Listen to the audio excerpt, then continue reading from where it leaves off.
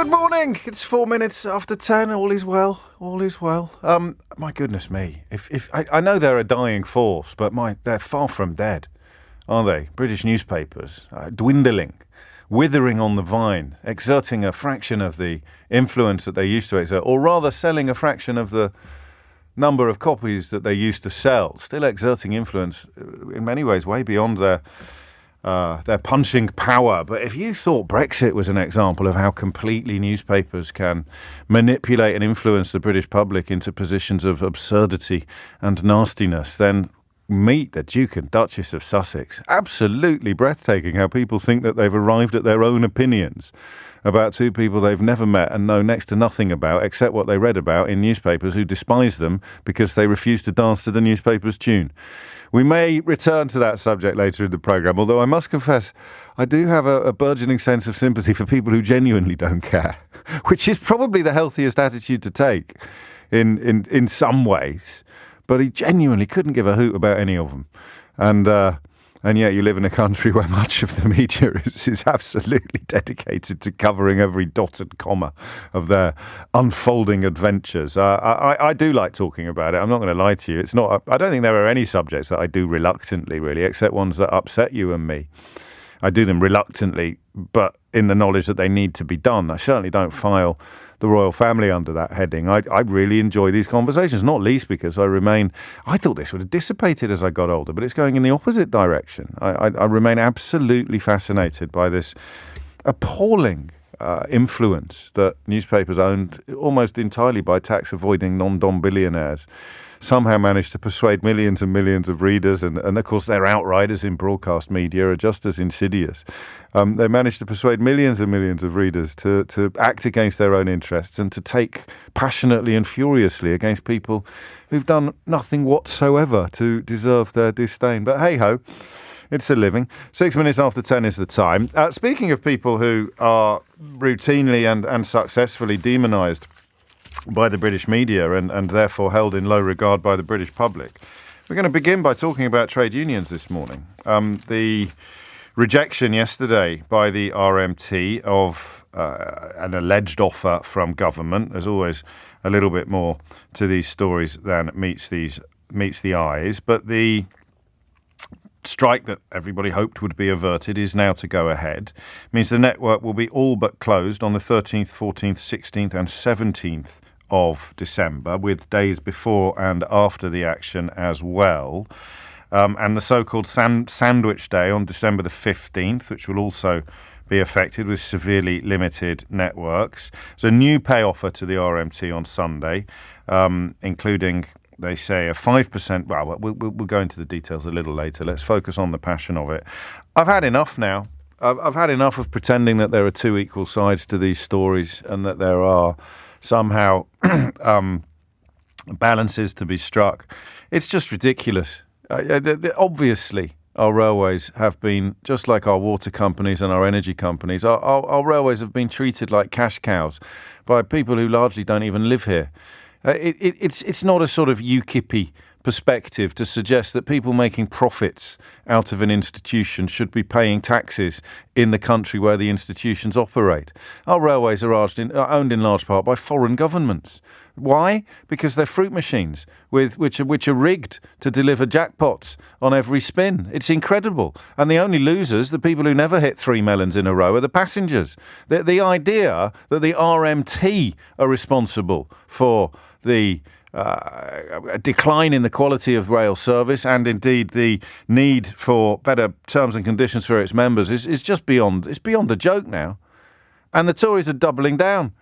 They fancy a fight because they're so pathetic now. They're so utterly robbed of anything that remotely resembles policy, principle or personality that they're just casting around for things that worked in the 1970s in the hope that they might work now.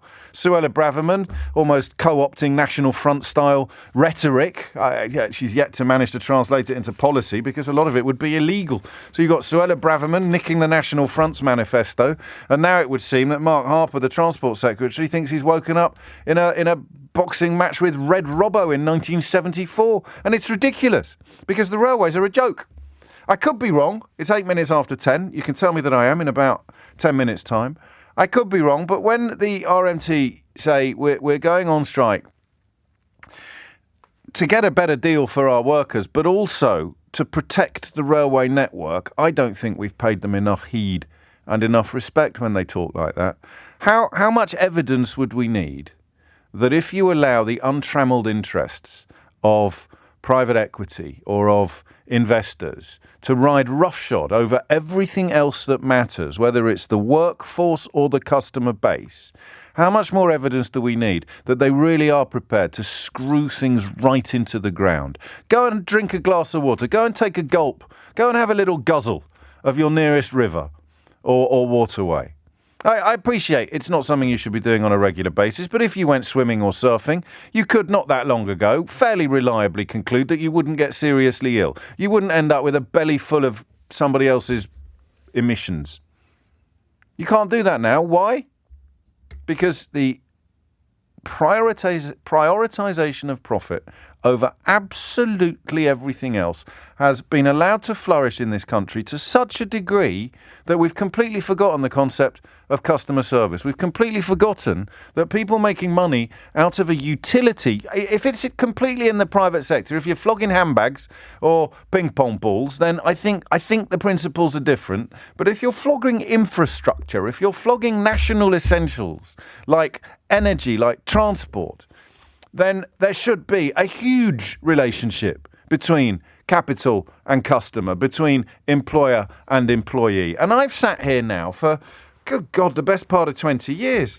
The first time I made an absolute muppet of myself on this radio station was with Bob Crow, actually, the late General Secretary of the RMT, who could dance around aggressive journalists like Muhammad Ali dancing around George Foreman. It was pathetic how easily he duffed me up and chucked me in the bin. And the reason was that I came to the fight, I came to the encounter with the attitude of a tabloid newspaper journalist, because all I ever saw, this is what's so interesting, and it really does tie in with Harry and Meghan, although we won't over egg that particular pudding at this point. You think that's reality?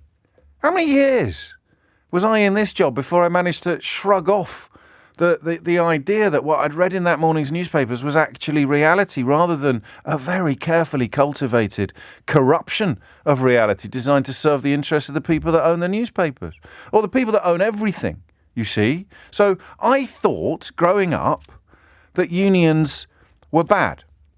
I thought that they were... I thought of Carry On at Your Convenience. I don't know if you remember that, when Sid James played the shop steward in a lavatory factory, and it made a mockery of sort of Spanish practices and one out, all out. It was a very funny film. My dad...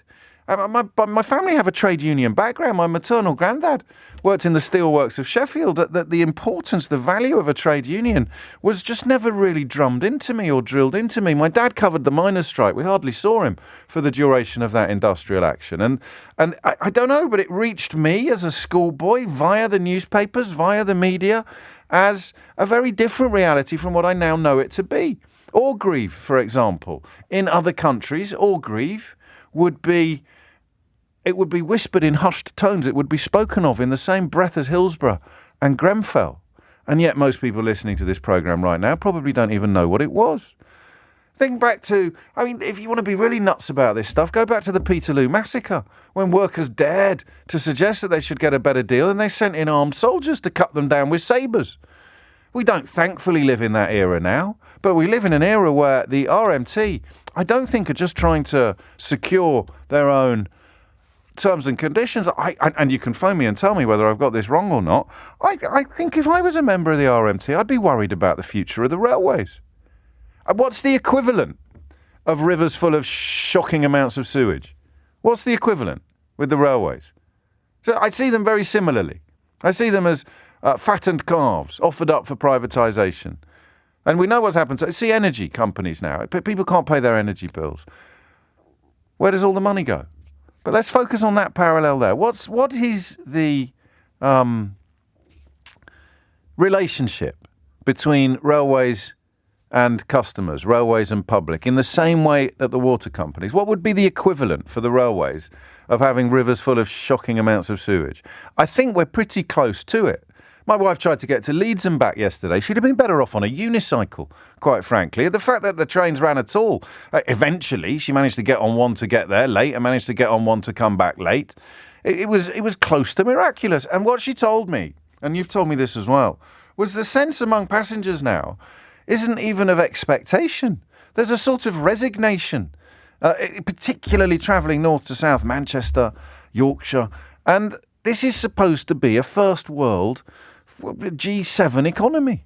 And our railways don't work. And when the RMT turn around and say, you shouldn't just be worried about our wages, you should be worried about what they're doing to the actual railways.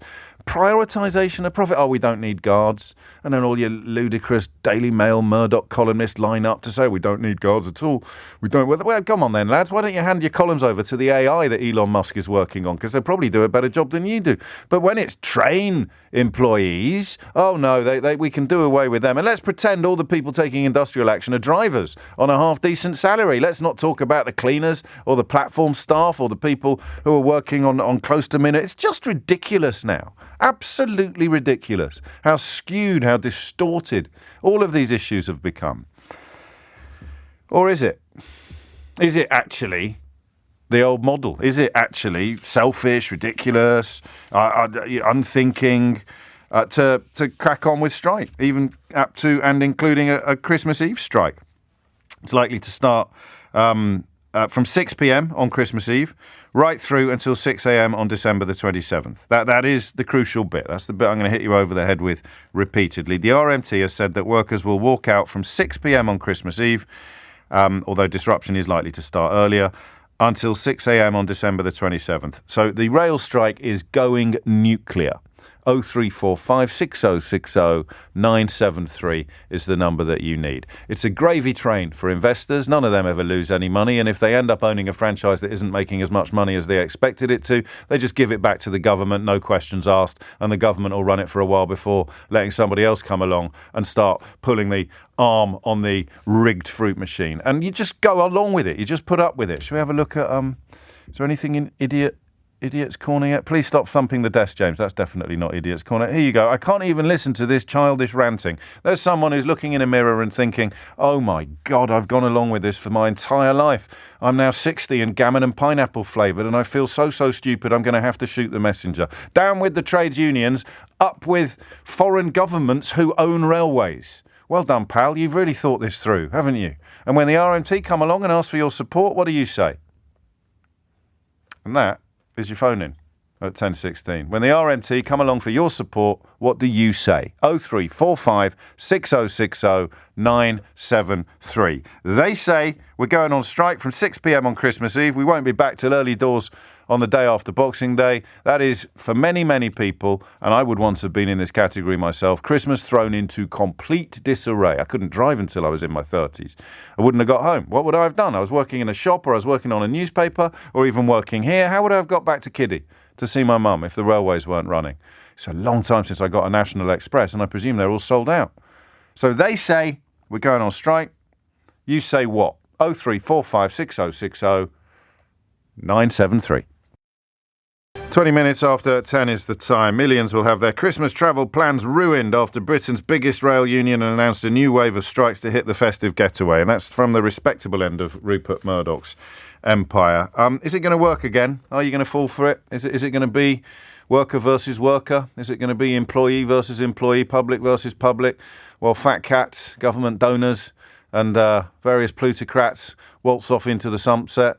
Never caught a train in their lives, but quite happy to profit from the railway even as they drive it into the ground. Or have I turned into a 1970s cliche without realising it? Steve's in Littlehampton. Steve, what would you like to say? Yeah, morning, James. Hello. Difficult to try and put this into words without going a bit technical, but I'll do my best. The system is absolutely broken. It's totally and utterly broken because the best example I can think is the Avanti TransPennine. That's sort of the thick end at the moment because you're deliberately going through a period of not recruiting enough people. Why? So then, well, my opinion only is that they are deliberately running it into the ground in order to justify not having to invest the vast sums they need to just get it back to where it was. But okay, you're right. We need to pause. What perspective are you speaking from, Steve, if you don't mind me asking? Train driver. Right, you are. So this is the thing that's quite hard to understand, because we presume that if it's a public service or a utility like transport, we presume that somebody somewhere involved in the running of it or the owning of it must have longevity on the table. They must be looking for a lot, but increasingly, particularly looking at water companies, I find myself thinking they don't care about what happens in 10 years' time. All they care about is what they can get out of it tomorrow. And I'm not even sure they're getting anything out of it now. But that's where I get confused. Why would they be wanting to run it into the ground? Just to avoid spending money? To avoid the spending of money. So we were talking, as in you were talking yesterday, I think it was, about with the social worker, about you spend 30,000 now to save 60,000 later. Yes, exactly that. Yes, with a health code. You'd rather save the 30,000 and then worry what comes down the track later, because that would be someone else's problem. So that's the current short-termism. And I think the same thing applies here, except it's on such an epic scale, and it's extremely hypocritical of a government who claim that they are massively in favour of green, environment, all that kind of thing, to be simultaneously effectively getting to the point where the railways are so untenable for people. Well, let's go through the reasons then. Partly you say recruitment, so there is just a huge shortage. So we've got 3 train operators serving the north of England that are getting fewer than half their services to arrive on time now. About a third of the ones of the Avanti West Coast trains were on time between the 16th of October and the 12th of November. The Trans-Pennine Express was less than half. Northern's was less than half. One reason, shortage of staff, and you say a moratorium, a freeze on recruitment. I mean, I take your word for it until someone challenges you. There's also working to rule, right? Is that an issue on these lines? People, union members who are not doing the overtime that the system relies upon. How big a deal is that? But you see, if you look at London Underground actually don't do overtime because they actually have the correct number of people. You didn't really answer my question. How big a contributor to this disruption is your membership refusing to do overtime? But then again, should people be forced to do overtime? That's twice you've not answered my question. How big a contributor to this disruption is your members not doing overtime? I get it. People aren't doing overtime, but at the same time, they are also helping to expose the problems. I agree with you on the second bit, but for the fourth time of asking, how big a factor? Is it the biggest factor, do you think? I suspect it might be. I don't think it is, because... it's up there, though, isn't it? It's definitely up there, but if you look at some of the problems we've got... So I drive over a route that's got loads of speed restrictions because the track is so bad. Right, yeah. And part of the reason for that is that Network Rail... Which is not privately owned. Which is not privately owned. Network Rail have moved a lot of their staff away from daytime working in between trains to only doing it overnight because of safety fears, and then a load of their staff have left. So there's, I mean, we need numbers on these shortages, really, don't we? Because you cannot run a system, as Elon Musk is discovering at the moment, without a decent complement of staff. Things will begin to fray at the edges. Things will begin to buckle. Forgive me for this ridiculously appropriate figure of speech, Steve, but what does the light at the end of the tunnel look like? A very clear plan for long-term investment in trains and services that aren't just glitzy new stuff like renationalisation? Definitely renationalisation, but only actually if the plan is that local authorities, devolved powers, etc., are actually going to have a say, and if the government is going to back the industry to do things properly and correctly and give them not an endless pot of money, but the amount of money they need to get everything back to where it should be. Look at what happened in southwest London the other day, where I think it's still shut. The bridge over the River Thames at Kew is shut because it's now so broken. Barnes. No train between Kew and Barnes. It's Barnes Bridge. It's Barnes Bridge that's broken, not Kew Bridge. Yeah.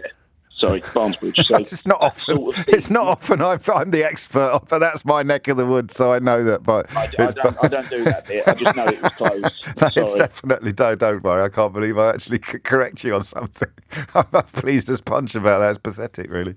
Yeah, no, and that, I mean, it's all. So you paint a picture of a snowball, really, that's just getting bigger and bigger and bigger. And the government, look at the state of this government. I mean, seriously. what are you going to do about it? Well, nothing at all. We just hopefully just let the fight, screw the passengers, screw the workers. Hopefully they'll start biting chunks out of each other and we'll be off the hook. And if you think I'm exaggerating, Nadeem Zahawi tried to... I can't believe I'm saying these words, but I'm going to have to, because you may have missed the story. Nadeem Zahawi told nurses seeking a decent scratch. This is a man, and I don't normally reach for these historical reference points because they're a lot more complicated than the lazy reaching for the historical reference points allows. But Nadeem Zahawi is a man who put the heating bill for his stables on expenses. He's telling nurses not to go on strike in pursuit of a better wage because it's what Vladimir Putin would have wanted. If that's not an example of utter desperation, intellectual and moral bankruptcy, I don't know, frankly, what is. But hey-ho, here's Jeff. Jeff says, "Hi, James. If these rail workers and nurses regard their conditions and wages are so bad, nobody is forcing them to stay in a job. In a capitalist society, you are free to change to another job. The people who change jobs are the people who keep wages going up. State workers who moan that they can't get enough pay and threaten to leave their employment are free to do so. They won't, though. The possibility of getting better conditions and pensions are slim. They prefer to stay in a position and use the extortion of taxpayers to get what they want. If you're not happy with your position or circumstances, change your job." Jeff, I'm going to give you an early prize. It's only 10:27, but if I get a more stupid contribution to the programme today than yours, then I will give you the money myself. I really will. Unless, of course, you also tell all the people whining about having to pay VAT on their school fees that they should just get a better job as well. Because, of course, if you don't say that, then you're just well, I'll let you fill in the gaps. Annie's in Sutton. Annie, what would you like to say? Hi, James. Hello, I Annie. just want to say I'm very conflicted about the whole thing because I agree with everything you've said, and actually I fundamentally agree with the strikes. Right, but I work in hospitality, and we're now staring down the third Christmas, not just the first Christmas. Yeah. The third Christmas in a row with the cost of living crisis next year. That means there's no hope probably of making any money in January, February, March, and this is the month to bank the cash. And we are already receiving phone calls cancelling. We've had a party of 50 cancel next week, and we're starting to get that dribble through effect. And it feels like Omicron last year when suddenly it disappeared. And, you know, I know that the government wants us to fight against each other, but when we're so desperate, scrapping... Give us a break. Everything we can... How does it hit you, do you think? Talk me through how it impacts on the hospitality sector. Well, every time, we have a site in Victoria, and every time we have a strike, we, on a Thursday night when we might take 10k, we would take 2. So not only do our staff lose their hours as we try and cut costs, but it is a very real effect, and I think we've kind of stumbled through as much as we can. But to lose a third Christmas feels like a real blow. And it would hit you hard. I mean, a lot of people are pointing out that you don't have trains running on Christmas Day anyway, and I don't think there's much of a service on Boxing Day. 13th, the 14th, 13, 14, 16, 17. Yeah. So if Victoria is essentially a ghost town, then your restaurant is essentially empty. Yes, and you know, with people obviously being able to work from home, it is a lot more easy for offices to make the decision saying, well, you guys can work from home, and that should be, fingers crossed, our busiest week of the whole year, and it'll now probably turn into one of the quietest. And I support everything that you say. The government never say a company can't take too much profit, but apparently you can pay your staff too much. That's a good point. That's a very good point. Yeah, but you're in the front line. You're going to feel the pinch as much as, or if not more than anybody else is. And that, I mean, it's going to sound a bit stupid, this, I suspect, but you said at the beginning you are conflicted, and that's it. You just are conflicted. So you'll be relieved if the industrial action gets called off. You'll be gutted if it goes ahead, and yet in a different part of your brain, you recognise that if they don't start standing up for themselves now, they'll go the way of the coal miners. Absolutely. And the government are using situations like this in the hope that, you know, to drive a wedge between us. And I think when there's so many people striking, it's time for them to wake up. I mean, it's not a coincidence, is it? No. I mean, their only chance is all the people who don't have recourse to industrial action, which presumably includes you, actually, but all of the people who don't have recourse to industrial action, who are stuck working in a warehouse for a big online retailer or who are driving deliveries around the place, if they can get all of them through the genuine politics of envy to hate on all the people who've managed to retain a little bit of power in the negotiating process with that, that's their only chance, I think. Hence the Deems Zahawi. I mean, coming out with Vladimir Putin. If that was the sort of, I mean, who does the character comedy now? Bird and Fortune used to do it, didn't they? Who does the sort of political satire? Who would be sitting in a chair these days, pretending to be a politician, coming out with utter bilge? Even Matt Lucas would turn his nose up at that script. I think I can't blame the nurses. I can't link them to Vladimir, but there he is, chairman of the Conservative Party this week, going in with his full chest. Spoiling for a fight, writes Polly Toynbee in The Guardian today, that Labour and the unions fear is the mindset of ministers. The cabinet is so incompetent, pig-headed and inexperienced that they charge headfirst, eyes tight, into a mighty confrontation with the public workforce. It's hard to challenge that analysis. But, of course, the gamble is that there will be enough members of the public workforce falling for, well, the kind of people going, oh, well, it's in The Guardian, is it, James? We can't believe anything you read in The Guardian. I can't believe you quote The Guardian. You're the people that the government are banking on to double down on your own stupidity and propensity to vote against your own interests by turning worker against worker. Will it work this time? I don't know. 10:32 is the time. Lottie Morley has your headlines. 10:36 is the time. Just imagine, quite a few people pointing out that the lady with the restaurant at Victoria should just get another job.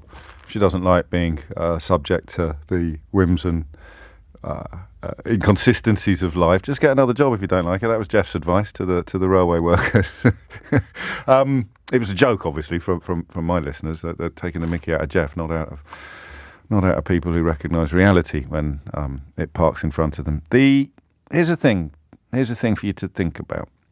Right? Because you may have noticed my patience with people who have bought in to the right-wing newspapers' worldview has worn thin in the last few months, and it's wearing ever thinner. I'm afraid my gloves are... I'm taking at least one glove off. If you want to come out with utter bilge, like if you don't like it, get another job, while saying also, oh, it's outrageous that people sending their children to private school can't take advantage of charitable status anymore, then you are, I'm afraid, not deserving of my sympathy anymore, or my protection. You are, I don't know if idiot is quite the right word, but you are part of the problem. You are not a victim of the system. You are supporting it. And let me just give you one example why. Okay, imagine if 10 years ago or 5 years ago, I'd need Fergal Sharkey to tell me precisely what sort of timescale we're talking about here. But imagine if people working for Yorkshire Water or Severn Trent or Thames Water, right? Imagine if they had gone on strike, partly in pursuit of better wages, but also to protect their jobs because they believe that the service they provide was being compromised by management attitudes to costs, profits and investment. Just have a little think about that, right? What would be on the front page of your, well, it's sort of Harry and Meghan on most front pages today, but how would the Times, Rupert Murdoch's Times, Rupert Murdoch, of course, who's done more to destroy and demonise trade unions in this country than any other human being in history, actually, up to and including Margaret Thatcher. Well, how would Rupert Murdoch's Times have reported that? Millions will have their water supplies ruined after Britain's biggest water worker union announced a new wave of strikes to hit the festive getaway. Or, I don't know, millions will not be able to boil their sprouts this Christmas after water workers took industrial... Do you see what do you see where I'm going with this? If 5 years ago, I don't know what union it would be, but if 5 years ago, the trade union which counts water workers, water company workers among its membership, had come out and said, not only do our members deserve a better pay rise, but the way that this industry is being run is going to put it under existential threat. If we do not act now to curtail the profiteering of these owners and refocus our attention upon investment, workforce and customer, then it is conceivable that within 5 years' time our rivers will be full of shocking amounts of sewage. What would you have done? You'd go, shut up, sit down. If you don't like it, get another job. And where are we now? So imagine if that had happened. I'm probably being simplistic, and there are, I'm sure, flaws in my argument so huge you could drive an intercity 125 straight through the middle of them. But the fundamental premise, the relationship between public, profit and industrial action is at the very heart of that analogy. What would you have done? Yeah, you'd probably have done what you would have done 2 years ago with the rail strike. I sense something different about this one. We've got Mick Lynch coming in soon to take your calls again. And that's part of the issue here, I think. The fact that he is not hiding. There hasn't been a Conservative politician on this programme for the best part of 5 years. Mick Lynch will come in and take your calls whenever, and not just on my show, you know. He'll go on with people who would traditionally, well, he would have been holding Rupert Murdoch's briefcase while he tried to break the unions at Wapping. He doesn't care where he appears. He backs himself on any platform to put forward the interests of his members, which is admirable, actually. And he does so in a way that is somehow more, I don't know, digestible. That's not the right word, but it's the only one I can think of, than the way that Bob Crow does. He's less confrontational than Bob Crow. Mick Lynch would not duff me up and kick me around the studio. He'd use a scalpel instead of a sledgehammer. Bob Crow used the sledgehammer. I'm just glad that the technology wasn't such that those clips were going viral back in the day when Bob Crow had me in his pocket. That's a footballing analogy, not a bribery one. So, why? Why does it seem that there is a change in the air? I could be wrong. 2 questions. Number 1, the RMT say they're going on strike over Christmas. What do you say in response?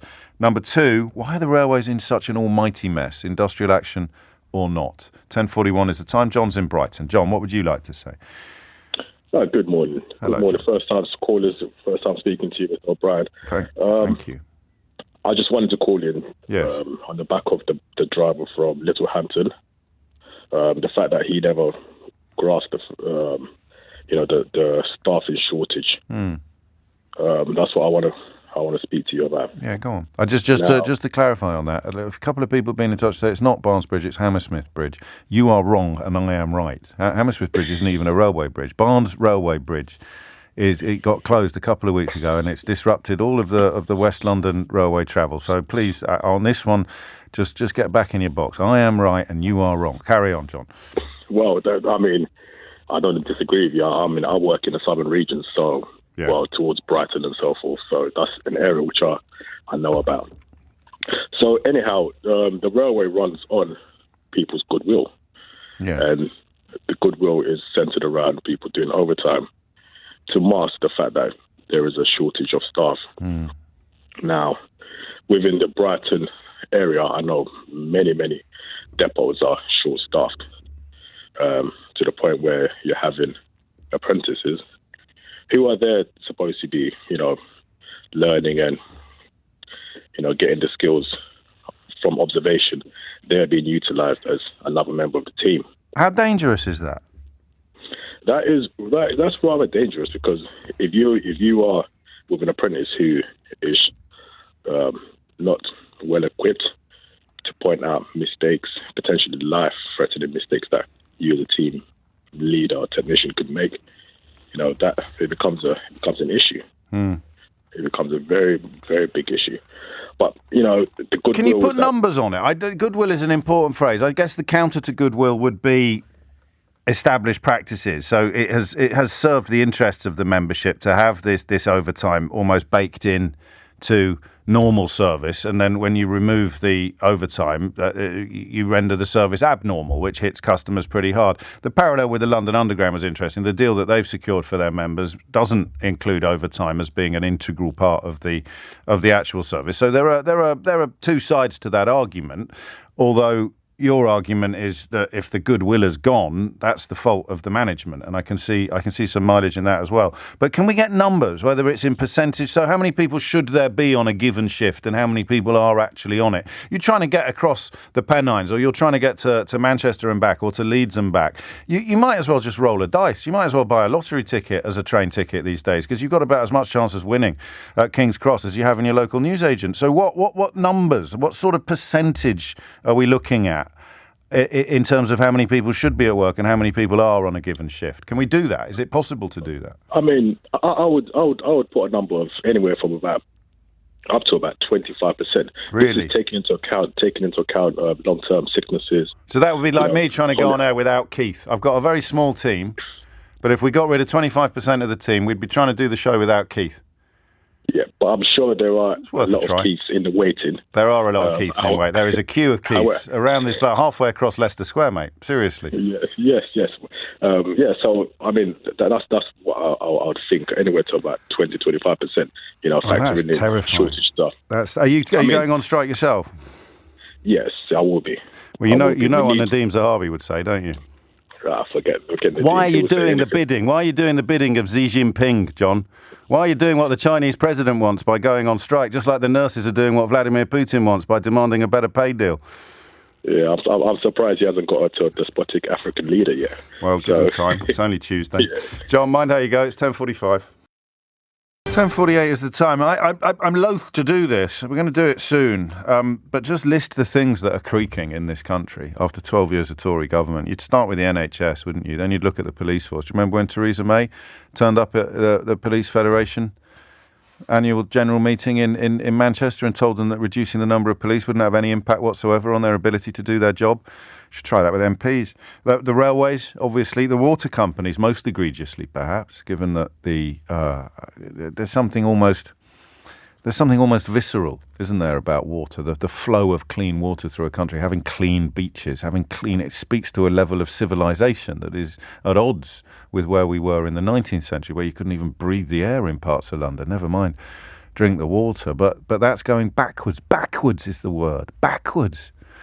Not even without Brexit, a lot of this stuff would be heading backwards, not as fast as it's heading because of Brexit, but backwards nonetheless. And you naively, like me, sometimes think, but why are they doing it? Why are they doing it? And it's not complicated. There are 2 or 3 reasons why they're doing it. One is that their ideology is wrong. You saw that with Liz Truss and Kwasi Kwarteng. That was not an aberration. That was a culmination. That is the belief that if you let the owners do whatever the hell they want and move heaven and earth to keep them as sweet can be, then somehow the entire economy, the entire population will benefit. That's it. There's nothing more complicated than that. They can read books or misquote economists or write their own ludicrous pamphlets. That's the bottom line. If you look, and because we're such a deferential nation, I think a lot of people go along with, of course, yes, you must let these people. How on earth could someone like Jacob Rees-Mogg end up being admired by much more intelligent members of the British public who aren't as posh, or at least don't pretend to be as posh, just because of deference? It takes us back to the royal family. Oh, it's not. No. The rich man in his castle, the poor man at his gate. So you must worship the rich. Absolutely. Make sure the owners can do whatever the hell they want. The rest of us will be okay. And, of course, if you don't like your job, you can always go and get another one. We must never put any pressure whatsoever upon employers to improve the terms and conditions of their employees, or indeed to prioritise the service they provide to customers over the dividends they provide to shareholders. Simple. So that's reason number one. A warped, vampiric ideology, which most of the proponents probably don't really believe in, but they work for secretly funded think tanks and they're doing the bidding of whoever it is that pays their wages, so we'll never know what they actually privately believe anyway. Number 2 is basic incompetence. Number 2 is genuine incompetence. It is the idea that someone like Jacob Rees-Mogg can be put in charge of a government department, that someone like Nadine Dorries can be put in charge of a government department. It's a dilution of talent to the point of starvation, where you're not talking about a talent pool now where Conservative government is involved. You're talking about a talent. It's barely a talent puddle. You're looking at people like Jonathan Gullis getting ministerial posts and therefore absolute incompetence, not just in the political sector, but also in the commercial sector as well. Just incompetence, absolute incompetence, doesn't matter. And then you've got the third thing, which is a combination of both. It's the prioritisation of profit. This is the plan. And we're too naive to appreciate this. Why is your local river full of crud? Answer, because the pockets of your water company investor are full of cash. It's not complicated. It's not communistic. It's not even socialist, if you think those are dirty words. It's really straightforward. The rivers are full of crud because the pockets of investors in water companies are full of cash. That's it. And that is deliberate. That isn't sort of accidental or anomalous or, oops, that wasn't supposed to happen that way. That is absolutely deliberate. And I don't understand that bit of it all, that relationship between politics, profit and business, commerce. It is not that hard to say. By all means, fill your boots, lads, but don't fill our rivers with crud. If you fill our rivers with crud, you cannot fill your boots. If you're too busy filling your boots to look after our rivers, then you're not going to be able to look after either anymore, either your boots or our rivers. That is where you need government. And you remember those warped ideologues I told you about 3 minutes ago? Where do they stand on the idea that we need more government, that we need strong government, where we need robust government, we need a big state? Remember? You remember the Tufton Street vampires? Oh, we need a small state, we need less government. And what does Jacob Rees-Mogg say about regulation? Oh, bad, regulation bad. We're living in a country where they're pumping shocking amounts of sewage into our rivers on an industrial scale, and you've got walking penny farthings like Jacob Rees-Mogg standing up on an almost daily basis claiming that we need to reduce regulation in this country. We need to make it easier for businesses to ride roughshod over environmental protections or workers' welfare. Have a look at your life right now. Have a look at how safe you feel, how secure you feel, how valued you feel. And tell me that you think you've got too much protection from government and law.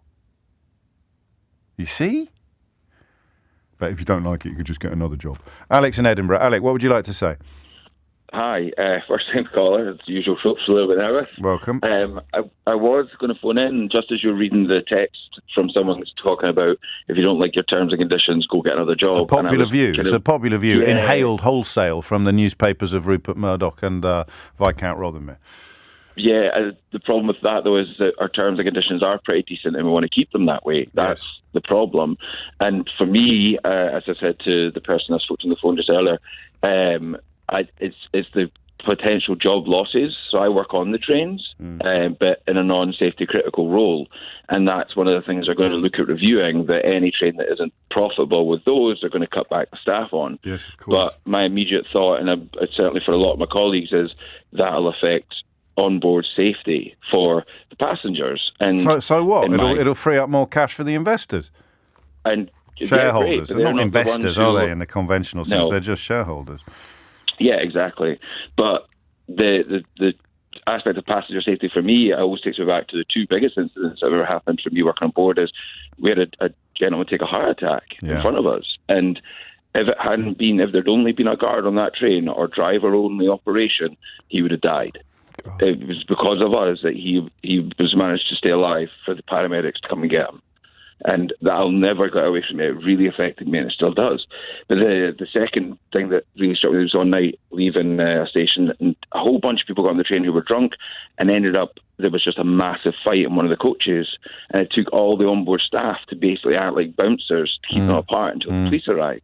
If we hadn't been there, what would have happened to the people in the coach with kids who we had to take out and move them to other coaches? There was vulnerable people there, older passengers. And I think a lot of that gets lost when the arguments about pay and the strike days and stuff. And it does usually get lost. Do you sense that things are a bit different this time? I mean, there really is there are only two sides to the broader question now of industrial action because of the threat to livelihoods and working conditions and customer or patient care. And either you're on the side of the bloke who brings Vladimir Putin into it because he's such a weapon, or you're not. And the public do seem to be understanding that in a way I can't remember happening. David Yelland, a former editor of The Sun, wrote an amazing piece today about why Keir Starmer doesn't need the right-wing newspapers in the way that even Tony Blair did. I don't want to be one of those people who sees what he wants to see, but there does seem to be something different in the air. When I've been out on the picket lines for the last few strikes, I've been genuinely taken aback with how many people come over to, say they're supporting us, or it sounds so silly, people drop off like some Greg's Donuts and things like that, and it's genuinely took us back. But this is, admittedly for me, the first ever strike action I've really been involved in my working life. And you've done it to protect what is already there, rather than to demand more. An interesting point for friend Jeffrey earlier with his lines about get another job if you don't like the terms and conditions. What if they're trying to reduce your terms and conditions? What if they're trying to make the job you've got worse? It's a brilliant point, Alec, a brilliant point. Yeah. Well, I'm glad I could make it. I'm glad that you have. I'm glad. Well, Kaz isn't impressed. Kaz says, James O'Brien doing communist propaganda on LBC, lol. Another reason to turn off radio. at 10:57, a show that started at 10 o'clock. And I read that out, partly because it's always amusing to see what's going on in Idiot's Corner, but also because that's what happens when your mind is put through Rupert Murdoch's mangle. You come out thinking that Alec, who is going to save you from dying of a heart attack if you get taken ill on his train, is a communist enemy. And the people demanding that we get rid of guards because computers, modernity, and if you don't like it, get another job, you somehow think they're on your side, Kaz. And what a shame you can't hear this because you've turned your radio off. 10:58 is the time. Stephen is in Guildford. Stephen, what would you like to say? Yeah, good morning. Hello, I'm a sort of daily train user. Yes. I support the strike. I also support that they have to target the days that have the most impact. Yeah. Because it's not, they're not. And Mick Lynch, you're right. He's very upfront. I listened to him this morning on another radio station. What? And yeah, I know. I apologise.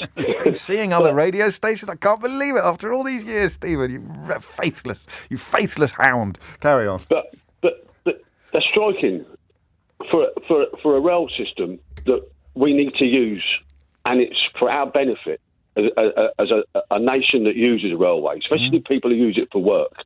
Now, I go to work, and in the 5 days, I probably have 4 of them days disrupted either to or from work in some way. Yeah. And it's because not enough drivers. Now, to run a business, you need to staff a business to run the business. And if they run a business that meets all its targets, gets all the trains on time, then more people will use a railway. And the entertainment sort of like business are saying how hard it's hitting them. Yes. But all these people have to come back late at night to use a rail system. Yeah. Now, I've come back after a few beers with the boys after work, and I've sort of got off Guildford Station 10:30, 10 o'clock, and are ungodly places to be at that time of night because they haven't got the staff to maintain a safe environment for people, especially women. Very, very good point. It's a who are very coming good point. back. And they warned about that as well, didn't they? And everything they say, and you talk about all the old. And it doesn't bother industries. us. We're okay, but you're not. It's all about thinking about the fella who's had a heart attack on a train, or the woman who's getting off late at Guildford, and there's nobody on the platform, or even on the station. It seems. They all run into each other. And for us to be the 5th richest country in the world, our train system is archaic. Now, these faceless shareholders who force the train companies to cut costs just to increase a dividend, these are the people who have to be brought to book. And the government needs to be sitting down and saying, I'm sorry, if you can't meet any targets, you can't keep your trains on time, you can't staff your stations and staff your trains safely and properly, then we're going to take all them dividends in fines. Because at the moment, it's akin to Manchester United, where the Glazers, all they do, they used Manchester United as a cash cow. Now, the Manchester United supporters, I'm making it as an analogy, and exactly the same things happen to our railways. You look on the stations, they're cold, in hospital places to be. The waiting rooms are very rarely open. The toilets, not adequate enough. Now, these are the things. To make a 21st century rail network to attract people, they're 20% down because of the pandemic, people who work. To attract these people back onto the railways, they have got to really listen to the people who work on the railways to give them what they need to give a proper service. And it's not as proper service. This is a brilliant point, and that was why Alec's call was so powerful as well. And this is what I was referring to at the top of the hour, actually, about having my own brain boiled by the way it's covered in the British media. Yes, they're after a much, much better pay settlement, but a huge part of their argument and their grievance is the denuding of the entire service that they seek to provide, making it worse. Ticket offices, I mentioned, Stephen didn't. That was a silly thing to say because most of us get our tickets without human interaction. Almost everybody does these days. But you need people there to talk to. There are still some, but there are not enough. And why not? Because every penny of pay that person on that platform would have pocketed, that's a beautiful alliteration, has instead gone to the shareholders. Every single saving. Today's saving is tomorrow's payout. I wish it wasn't so simple, because the simpler it is, the more frustrating it can be that people refuse to see it. And if you don't like the terms and conditions, then just get a better job. Those people. Thank you, Stephen. It's 11:02. It is 6 minutes after 11. You're listening to James O'Brien on LBC. That was a news bulletin and a half, wasn't it? I was tempted to play it again. The country is being held to... Can I play it again? It doesn't work like that, does it? I'll get the hang of this one day.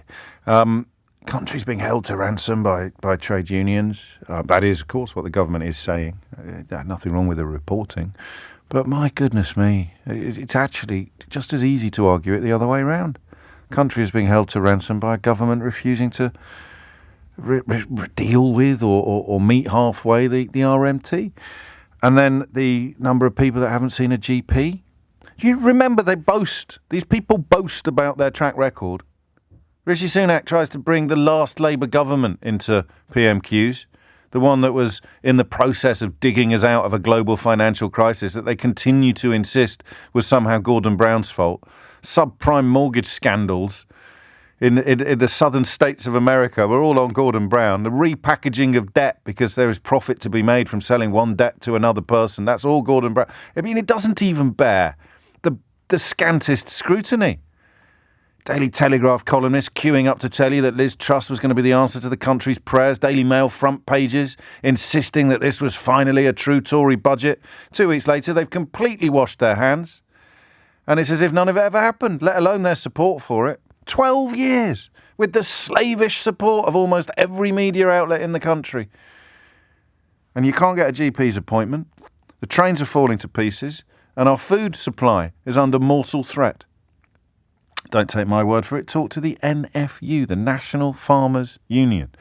And although they are a union in the purest sense of the word, they are not a union that historically lines up on the same side of the political divide as people lobbing eggs at Tory governments. Although, of course, you'd struggle to get hold of any eggs to lob at the Tory governments at the moment because of the shortage in that sector, a shortage which is not down to avian flu on anything like the scale that they're trying to claim. It is, as we established and reported about 2 or 3 weeks ago, it is down to supermarkets scalping and other problems in the sector. In other words, the prioritisation of profit over both customers and workforce, in this case the farmers being the workforce.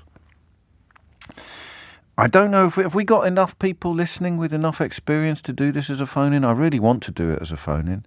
I'm going to come a cropper one day. It may as well be today. The number you need is 0345 606 0973. The NFU says that the UK is sleepwalking into a food supply crisis. So how can we approach this? Most of us are just customers and consumers, right? Well, all of us, in fact, are customers and consumers. That's why I love shopping stories, although this isn't really a shopping story. There was, and you will know if you're a regular listener to the programme, you will know how much energy I must have expended to resist the urge to talk about a story looking at the future of Britain's high streets. That is truly one of my hardiest of perennials. Every few years when I get a new producer on the programme and I talk about my passion for conversations about high streets, they're all sceptical. They all begin by going, really? Strange old man, I don't know why I've taken this job. And then after half an hour of calls on high street related issues, they go, oh wow, yeah, it's really interesting. It's interesting for 2 reasons. The first is we're all in it. But very few stories. There'll be some people who listen to the last hour of radio who haven't caught a train since 1963. Not many, I grant you, but there certainly will be loads who don't catch trains regularly. There'll be nobody listening who doesn't buy food or have staff buying food for them. There is literally nobody listening who does. So, and similarly with high streets. You may not visit the high street very often, but you used to, or you might do one day. So conversations about the future of the high street fascinate me, and the Ordnance Survey has published some amazing analysis today that we may get to look at tomorrow, because I want to talk about food, something else that we all have in common. Food. This is a story. This is a huge story. Think of all the years we've been hanging out together in the mornings when the NFU warns of a food supply crisis. It literally warns that basic staples are not going to be on our shelves. I was in Morrison's yesterday. Actually, I must get this absolutely right. But I was in Morrison's one day last week, and there was not a single egg for sale. The egg shelves were completely empty. It was extraordinary. You can buy individual eggs in Morrison's now. I don't know if you know. I think they're 20p each. You don't even have to buy them by the half dozen. I like that. It's a good scheme, particularly for older people or people who don't use many eggs. Nothing worse than buying a box of eggs for a recipe and only using 2 of them. It's never going to happen in our house because I've got big bakers in our house and I like eggs. I like eggs. Not as much as one of my guests on Full Disclosure not long ago, but I do nonetheless like eggs. A bit niche that. You'll have to watch them all to find out who I'm referring to. But where eggs lead, tomatoes could follow. Cucumbers, pears, anything that's energy intensive. And this comes from the NFU. Farmers have cut back and halted production because of rising costs. It's a situation that's been made worse by avian flu, but it was there already. Rising costs. What have caused rising costs? Well, energy, obviously, Brexit red tape, and worker shortages. And I think worker shortages are in large part, or if you don't like in large part, you can have in part, a consequence of Brexit as well. So 12 years of Tory rule, 6 years of Brexit, 6 years since the referendum, a year and a bit since it was supposedly implemented, although of course it's not over yet. And we're all sitting around wondering who could possibly be to blame for the fact that you can't see a GP, food supply's under mortal threat, and the railways are on their knees. Who could possibly be to blame? And people like Jacob Rees-Mogg and Nadeem Zahawi swanning around studios trying to blame it all on Vladimir Putin, or nurses, or both. It's quite incredible what we're putting up with at the moment. And once again, the only way that they can pull something off like this is by having the newspapers in their pockets. It's breathtaking. I did say extraordinary on purpose. I wouldn't do that by accident, would I? 12 minutes after 11 is the time. Let's find out. So I am looking for people in food retail. I'm looking for farmers. I'm going to include customers, but not in the first instance, because that would potentially reduce our chance to learn about the why of it rather than the what of it. So the what of it is, what do your supermarket shelves look like at the moment? I've been saying for some time, because I'm very boring, I've been saying for some time that you can't go to the supermarket anymore with a shopping list, mostly confident that you'll get everything on it. I haven't done that for ages. I do most of the shopping in our house, so I know what I'm talking about. And it depends what route I take home, but sometimes I've got 3 or 4 supermarkets within walking distance of each other, one massive one and 3 mini ones. And so if you're looking for something very specific, like, I don't know, ground nuts or something for a cake, you can't guarantee. But even juice, apple juice, I couldn't find the other day. Apple juice in one supermarket. And the problem with these, what would you call it? The problem with these observations is that they've got no academic basis to them. So I am pretty sure this didn't used to happen. I'm pretty sure I used to go shopping with a shopping list and I'd get everything on it in one shop, right? And then when it stopped happening, I started noticing it, but the level of noticing is higher. So I can't quite, I'm never going to keep a diary. I could start one now, I suppose, and pretend that I wrote it in 2020 like Matt Hancock's done. But I'm never going to keep a diary about the things I couldn't find in the shop. I'd be turning into Pooter, wouldn't I? I'd be Adrian Mole, but less exciting. Oh, I couldn't find flaked almonds in the shop today. But I'm pretty sure as a punter that there's already some creaking in the supply chain. But that's the what of it. That's not the why of it. I want the why of it. The why. Why, oh, why, oh, why. Why? And of course I want to know what it's like. I really want to know what it's like. So if you're a farmer, if you're a retailer, if you're a food transporter, if you are in the business of getting it from field to shop, I was looking for an F word there, but I couldn't think of one. From field to shop, from field to food, maybe, from field to customer, from field to me. What do you say about this warning from the NFU? Because, as I said to you in the last hour, imagine if the water companies, if the workers had come forward 5 years ago and said, listen, if we don't act soon, our rivers are going to be full of shocking amounts of sewage, right? If you don't act soon, our railways are going to buckle under the strain. They're not going to be fit for purpose. Farmers are literally telling us today, if you don't act soon, you're going to have a food supply crisis in a G7 country, G7 for now, If our company drops out, do we cease to be a G7 country if we drop to 8th? I don't know. It's a conversation for another year, hopefully. So the NFU has warned that food producers in other areas are now facing the difficulties that egg producers are facing. And you can go into a British supermarket and find no eggs, even after they've been rationed. Rationing eggs. Come on, wake up. They're rationing eggs. The last time that happened, it was because of the bloody Luftwaffe. Now they're rationing eggs. Oh, that's absolutely fine. Got to love the Tories. Doing a great job. All the big calls right. They're rationing eggs. Nothing to do with Brexit. It's just, if you don't like it, find another ovoid food stuff, as Jeff would say.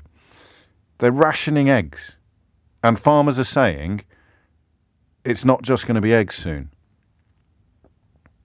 Wow. And we have to admit the possibility at this point, 03, from farm to fork. I knew there was one. Keith, this is what we pay you for. Farm to fork. Fork.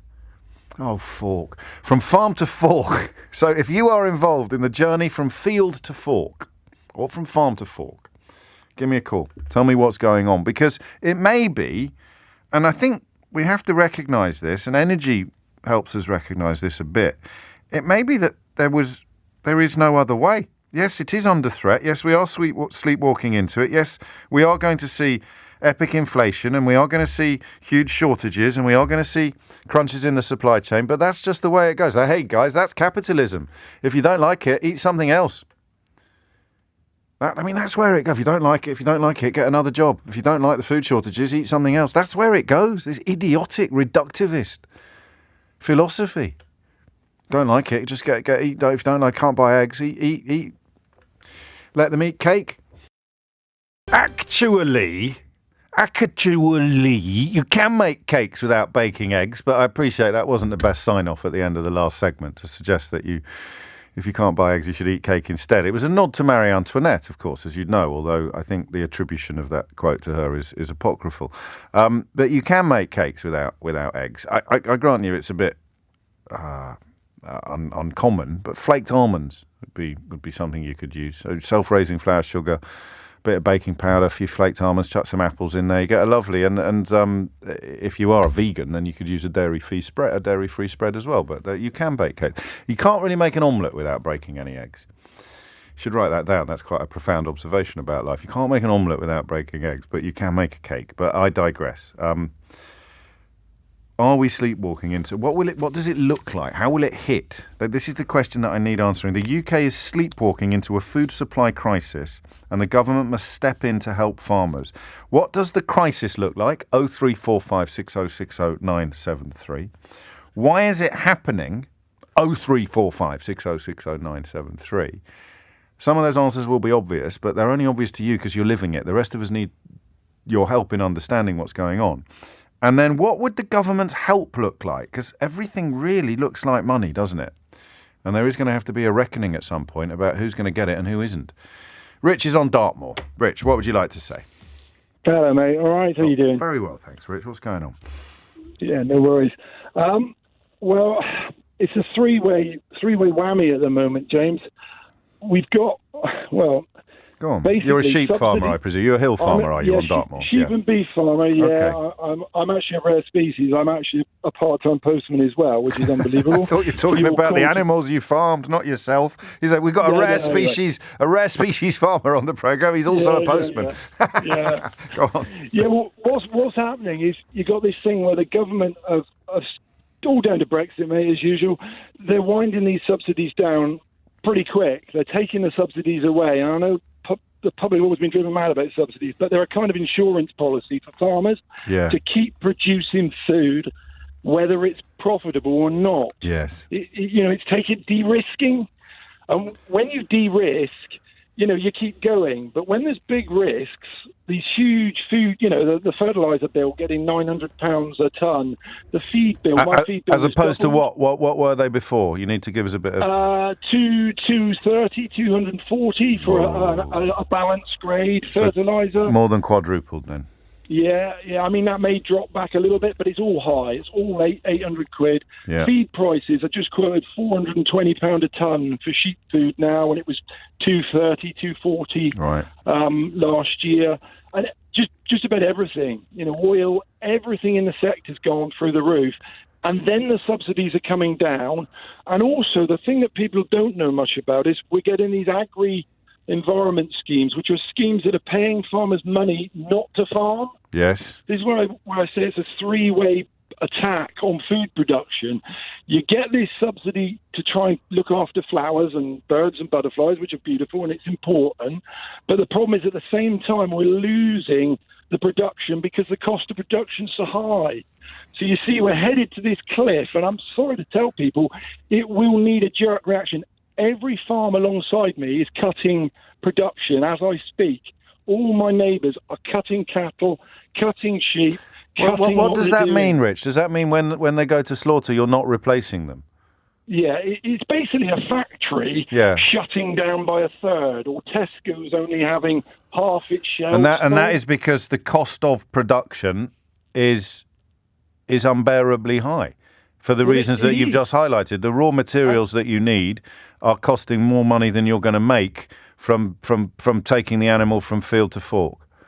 Absolutely, and it's been a bit like that for a long time, and that's why agricultural subsidies have been there, and they ride you over they take you through the rough and the smooth. Because they recognise the reality of necessity. So it isn't an area where, well, all right, then we'll go and buy some cheaper shoes from over the road. If food supply is a matter of national interest, and that's what the subsidy across the whole of Europe recognised. Absolutely, and the EU used to recognise that much more. They can remember the times of after the Second World War where there were literally people in Europe starving. Yes. Now, and then the pendulum swung. The pendulum swung to butter mountains and things like that, didn't it? But the correct course would be somewhere in the middle of those two things. Well, of course it is, and the government, any sane government, could work a policy out that was balanced. Nature's got to have a place. The taxpayer's got to have value, but there's always got to be food on the table. Why food on the table? Why can't you just pass the cost on to the customer? Why does that not work? It's a lovely world. We've got imports, but also there's only so much money in people's pockets. Yes. We've gone through that on your programme. I'm a big listener. I listen all the time. Thank you. I never thought I'd ever speak. But you're doing brilliantly well. But we've talked about it all the time. The essentials in life are just lining up. And which one are you going to rob Peter to pay Paul? And, it's a difficult one, isn't it, for families? Of course it is. I don't know. I don't know what the the NFU, the NFU's warnings initially are looking at the high energy intensive crops like tomatoes, cucumbers, and pears. But you're talking about, but after that comes meat. Honestly, the whole sector is slowly unravelling. This is huge, right? I mean, we're talking quite calmly and we're talking quite warmly, but this is. In terms of history books, when you read a history book about something that happened 100 years ago, this is big. This is the stuff that would get chapters of its own, and then the farmers stopped producing meat. Yeah, I mean, the thing is with certain sectors of livestock production, for instance, there's a sort of year or two, maybe even 3-year lag. Right. Yeah. Keep an animal, and it has to mature, and then it breeds, and then you sell the animal that it produces, and there is a lag, but as the other sectors, I mean, I know people in the poultry industry, and they're leaving the sheds empty. No, they're just literally. We spoke to one a couple of weeks, Richard, and the eggs are not reaching the supermarkets because the cost is not replacing his layers. When his layers stop laying, he's not replacing them with new ones. So. Because it's cheaper to not sell any eggs than it is to sell eggs. That's mad, isn't it? But the terrifying thing, James, is with so many things, we need strong government. And what have we got? Have we got a strong government, a trusted strong government? No, we haven't. What would strong government look like, though, in this context? What would you be looking for them to do? Direct dialogue with the Farmers Union and farmers. Yes. And then make the changes that need to happen today, and then next year and the year after, meaning you could always make an adjustment in the future as circumstances change to keep that food coming to the table. Yeah. What they've done at the moment is they've set a policy, they've closed their eyes and they said, we're headed to the cliff, get ready, boys. And unfortunately, they won't like the consequences, but it may be too late. You've got to take the medicine. And too late means what? So how am I going to see on my trips to Morrison's and Waitrose and Sainsbury's, or to actually, local butchers. We're pretty good at that. When am I going to start seeing the impact? Am I already seeing it? I suppose the shortage of birds for Christmas. Yeah, that's a key sign, that is, really, of the strains on the industry. What you're going to see is you're going to see more attempts to import food with lower standards. I mean, that'll be the next thing. Oh, we're starving. We've got to have it. Yeah. From a third world country with bad standards, and they use hormones to make the beef grow. Don't worry about that. You're hungry. Well, Jacob Rees-Mogg told us that on this programme. There's nothing to worry about with those Australian injections in beef that might come here. Yeah, I remember him saying, I thought it makes extremely good beef. Didn't he say about Australian beef? It nearly made me choke. But anyway. There you go. But it's something like that. That's what you're going to see. And then eventually you're going to see... you're just going to see shelves with gaps.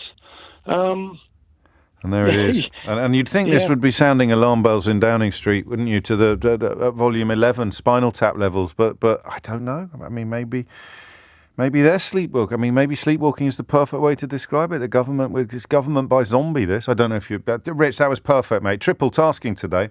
Running a farm, doing the post and ringing LBC. That's a fantastic hat trick, and I'm very grateful to you. Thank you. And good luck, because you're going to need it. 11:30 is the time. And so are you. And so are you. And so am I. We're all going to need it because, listen, by all means, send me messages about how this is great for vegetarians. I don't know what it is about the phrase, energy-intensive crops like tomatoes, cucumbers and pears will hit their lowest level this year since records began in 1985, that makes you think this is good news for vegetarians. But maybe you're not getting enough iron. Lottie Morley is here with the headlines. I mean, you talk to people like Rich, and I talk to people like you every day, and I have a job to do. It may not seem like it every morning, but you can't reach for the alarm button every day, can we? But when are you going to reach for it, if not when farmers tell you that they're not going to be able to continue supplying food on anything like the level we have become used to? You'll get those lovely Facebook posts from people who say, all we ever had when I was a kid was a Finder's French bread pizza, a Finder's crispy pancake between 8 of us, and we were all right. We had ice on the inside of the windows. I don't know why I sort of went northwest there in my accent. We had ice on the inside of the windows and a Finder's crispy pancake for Sunday lunch, and we were all fine. And that is such an odd response, isn't it, to a reversal of social progress, a reversal of change. It starts saying we've got warm banks now, and people go, well, I used to wear 8 pairs of socks and my granddad's old sweater. You say, yeah, but that wasn't ideal, was it? It was much better 10 years later when you had central heating, wasn't it? Oh, yeah, it was actually. I hadn't thought of it like that, James. That's why I hate you so much. You're always making me think. So now we're going to, no doubt, start the clock, start the stopwatch on this. Start the clock. What's it going to be first? Oh, I don't know. There's too much food. Anyway, it'll solve the obesity problem, won't it? Yeah. Can I have a column in the Daily Mail, please? I'm glad that there's going to be a shortage of food in British supermarkets because we're all too fat. There we go. Will this do, editor? Thank you very much. I'm glad there's a shortage of food. It'll teach young people not to eat so many avocados. And then they might be able to afford a house. What else we got? I'm glad there's going to be food shortages because... I don't know, people won't have the energy to go on strike, maybe? I don't know. Unbelievable. But here we are. 0345 606 0973. I've got a lot of farmers listening. I'm very touched by that. Anna's in Market Weighton in East Yorkshire. Anna, what would you like to say? Hi, James. Hello, Anna. So the previous caller spoke about subsidies. Now I work in the pig industry and we've never been subsidised. I didn't know that. Okay. No. So we've been campaigning, for over a year now. You'll have heard about the pig backlogs and the lack of butchers in the abattoirs unable to process pigs. Can I pause you there? Because I did hear about it and then it kind of went away, and I rely on people like you to keep me up to speed. So the shortage of vets was crucial, wasn't it? Because the abattoirs can't process meat without vets, and that meant the pigs were getting too big to get into the abattoirs. And something, I don't know if it happened to you personally, but it must have been absolutely heartbreaking for pig farmers to essentially incinerate and bury carcasses in big holes. So has that been fixed, or has it just stopped being reported, or somewhere between the two?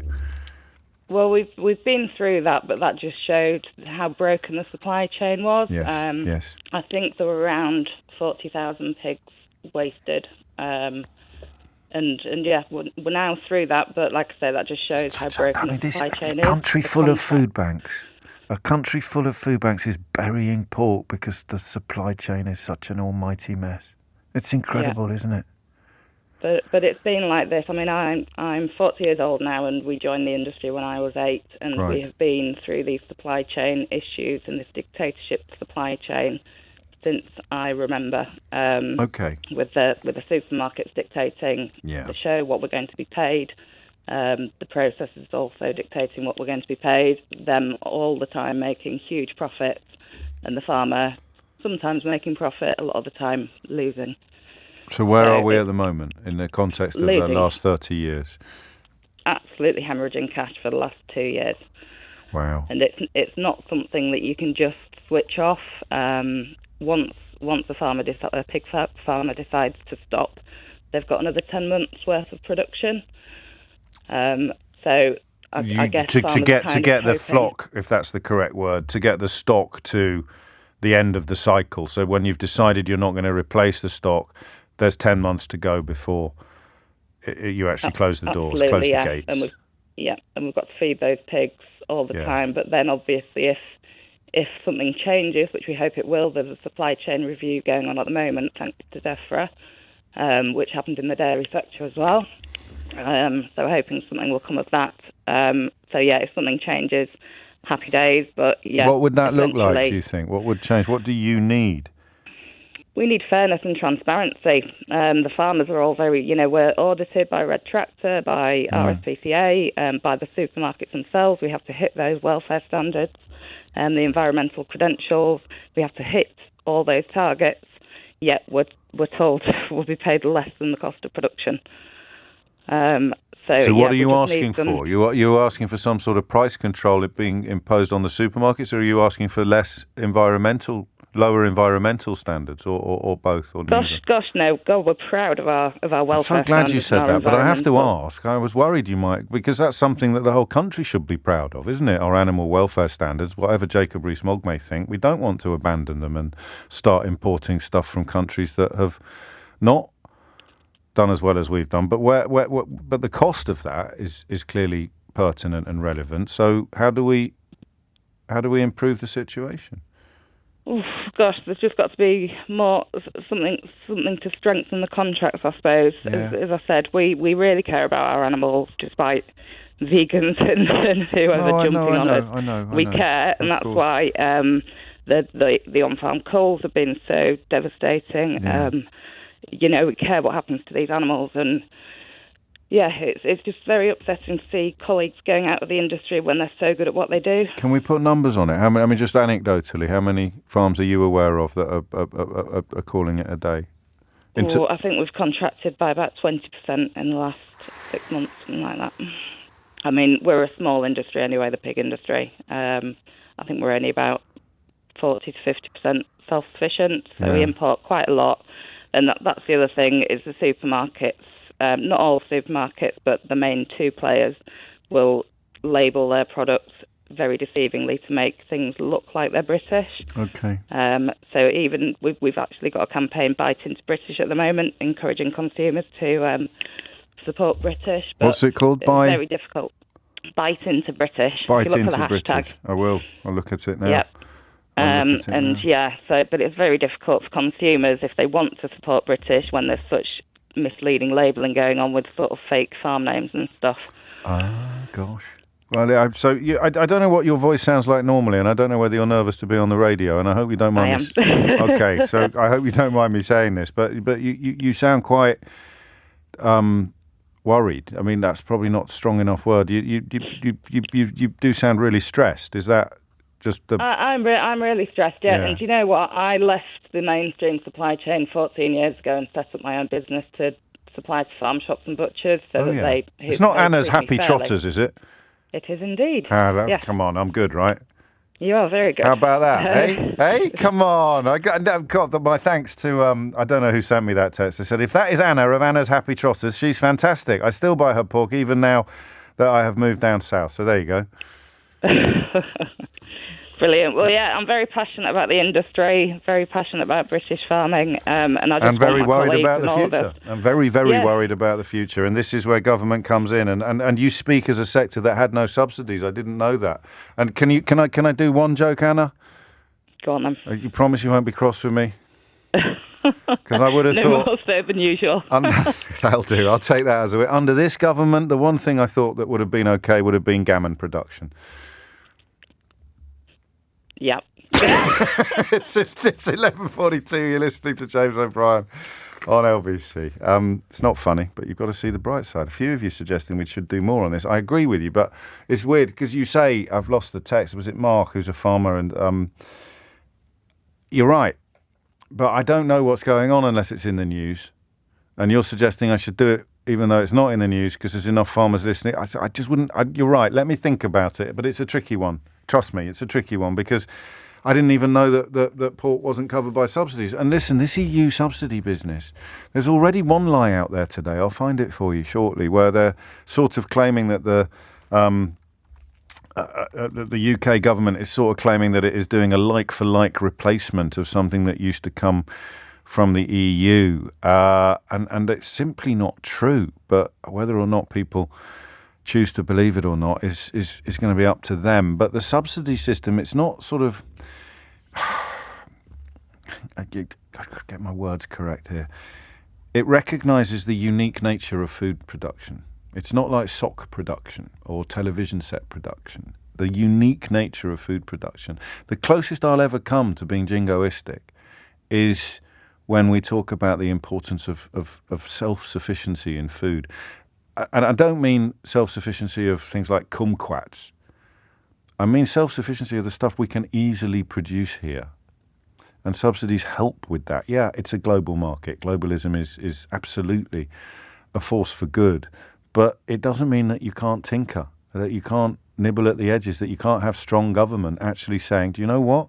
Pork production in this country is something that deserves and needs protection. Food production in this country, the stuff that we can produce ourselves, is something that we should be prioritising for the most obvious reasons. And if you don't think the reasons are obvious, I've got one word for you: Ukraine.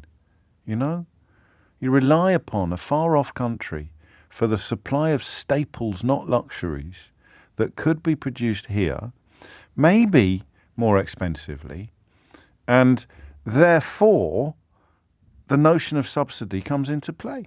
Because the free market that they fetishize without fully understanding means that we're going to buy the cheapest stuff available. We're always going to chase the bargain, so we're going to get all our grain from Ukraine.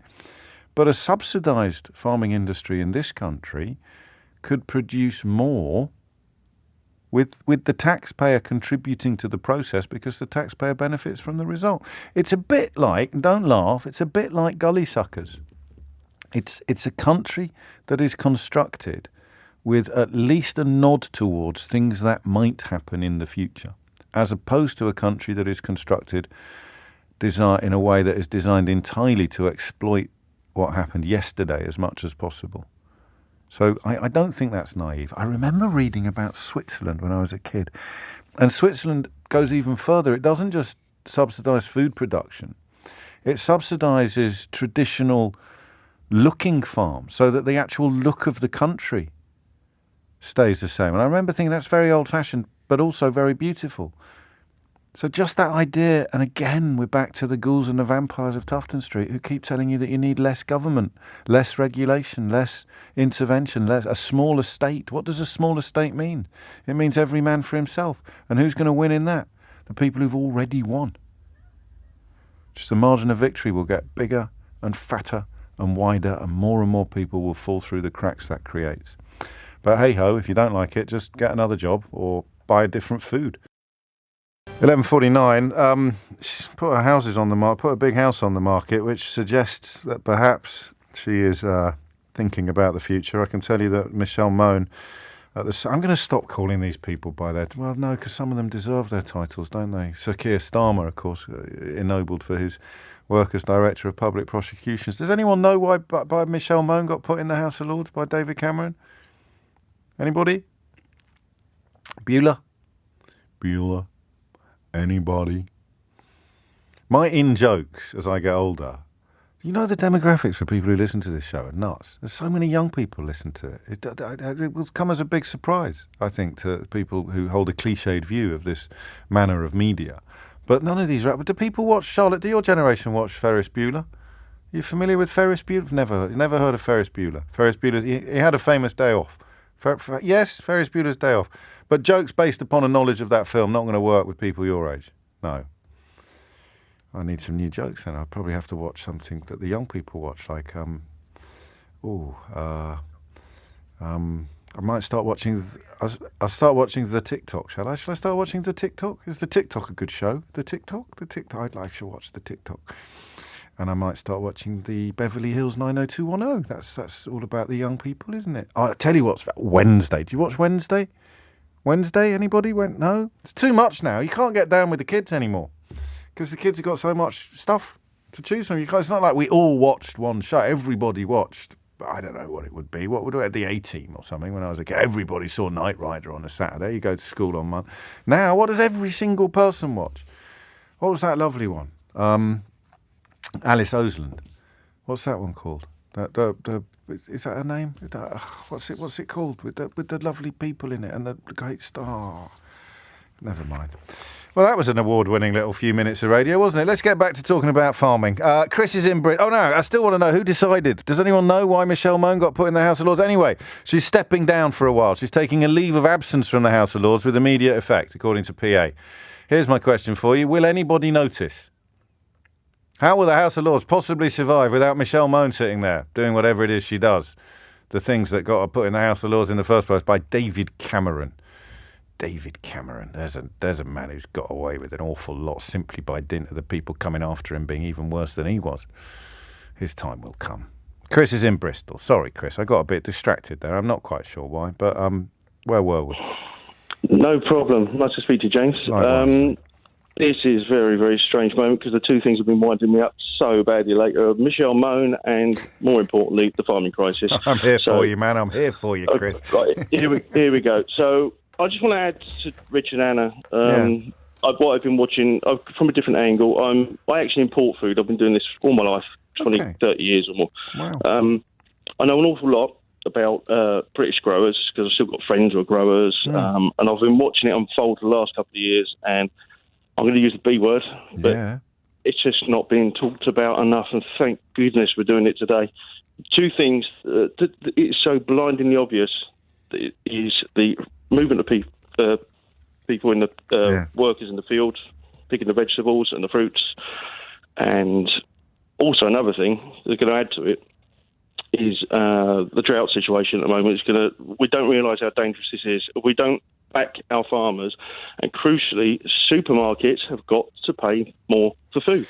But that means customers do too, really, or does it mean they're going to have to take a hit on their profit? So we're back to the railway conversation in a way, and we simply have to stop 100%. Letting these people prioritise profit at every single other person's expense, whether it's farmer, supplier, transporter, or customer. Absolutely. Let me tell you, it's a well-known... What I do, I speak to Spanish and Portuguese farmers all the time, and British growers as well, even though I don't trade with them, on a daily basis. And the inflationary issues with the farmers, of course, are in Europe as well. War in Ukraine is absolutely true. Of course. But what the British growers have to deal with is they haven't got any workers in the field. They're losing millions of pounds, from salad growers in Worcestershire last year to berry growers in Angus to berry growers down in Kent. This is beyond serious. And I actually physically know of growers, like Anna just referenced, who are not growing next year. And these are big growers. And this is all coming down the road. This is coming down the rail tracks towards us, isn't it? They've just decided that they cannot. So you can suck up a bad year, and don't forget COVID would have kicked in on this as well. But you can, because that's how farming works. You know, the rough with the smooth, rain and shine, feast and famine, almost literally. And the problem is that if you don't see the horizon having the good years on it, then you're going to call it a day. I've been using the words our food security in my household and to my friends for the last 2 years on a daily basis. It doesn't affect me. This is what I want people to realize. It doesn't affect me. I'm actually an importer of food. But your life must have got harder if you're bringing food, or not actually, because the checks are going in the other direction, aren't they, really? Exactly. But what I also want to add is... Because we're not controlling our borders, just to be clear, and there are worries that less scrupulous importers than you might be bringing in stuff. There was meat coming in from Hungary, I think, at one point, that hadn't been checked at all. Just sling it in the back of a transit van, drive through loads of countries where you wouldn't be able to sell it, and drop it all off in Dover. Yeah, what I've indirectly just touched on my next point. The next point is what people don't realise. All I keep seeing on television is the price of food, inflation. Yes. Let me tell you, I've been doing it, 34 years. I used to bring British lorries in every single week with all my onions. Wow. All the time, every week, every day, loading onions. As soon as they all had to revoke their licences after Brexit because, of course, they can't get out of our country. The problem's when we leave, so that's when they were losing all their money, where the lorries are parked up for hours and hours and hours. So they're not doing it anymore. So I am now bringing Lithuanian and Spanish hauliers every single day, and they're not silly, of course. They're business people, and I am paying, 30-40% more than I ever have done. Which is great news for Lithuanian lorry drivers and bad news for everybody else. They're holding the cards, James. It's just a joke. I can't see it ending. And the crucial thing is, we're talking about climate change all the time. The drought is so strong. Where? There's no water in Spain for planting. You mean in southern Europe? Yeah, absolutely. No, it's your world, this. A lot of people listening won't be aware of this. And so the idea that we can plug gaps with imports from the high-intensive energy crops that are under threat here, according to the NFU, that's pie in the sky as well. But it doesn't matter. We can bring it all in from Australia. Jacob Rees-Mogg told me. Yeah. This is the point. For the first time ever, I've got a situation this Christmas where, forget the prices, the highest prices I've ever sold onions at in 34 years. But apart from that, growers are actually saying we need the onions for our own country. God. So if we do Food not security. back these growers, people like Rich and Anna, which are just crucial to us all. Of course. I could see the alarm bell started ringing when I was having to sit and watch Mr. George Eustace when he was in charge. It was just come on, the game's up. You'd think so. It's not up for a while. Keir Starmer's certainly not going to be the one to administer the coup de grace. You know what I have to say to you now, don't I? Thanks for your call, Chris. You really know your onions. That's fine. I'll take that. How many times in your life have you had that joke? Just on just a rough estimate? Well, that is my nickname. Everyone in the world calls me Onions. I live with it. Top man. Thank you. Keep in touch. Yeah, actually, no. Before you go, what could the government do? Because that's the call. The NFU's calling on the government. It's not your world exactly that they're going to directly address, but just what do you think would make things easier? Not least the checks at Dover, I suppose, but they can't do that because that's the EU rules. All the people that we said, we don't want you here anymore, please, and have a little bit of respect for these people like they should have. Look at the NHS, look at it. Come on. The country's going. We need to get it back where it was. And that is easier said than done, of course, because once you withdraw an invitation, the one that you replace it with, if you ever get around to replacing that invitation, is considerably less attractive than the one that you voted to abolish or elected to abolish, or indeed, in the case of people like Suella Braverman, Priti Patel and the rest of them, boasted about abolishing. Theresa May boasted about abolishing them.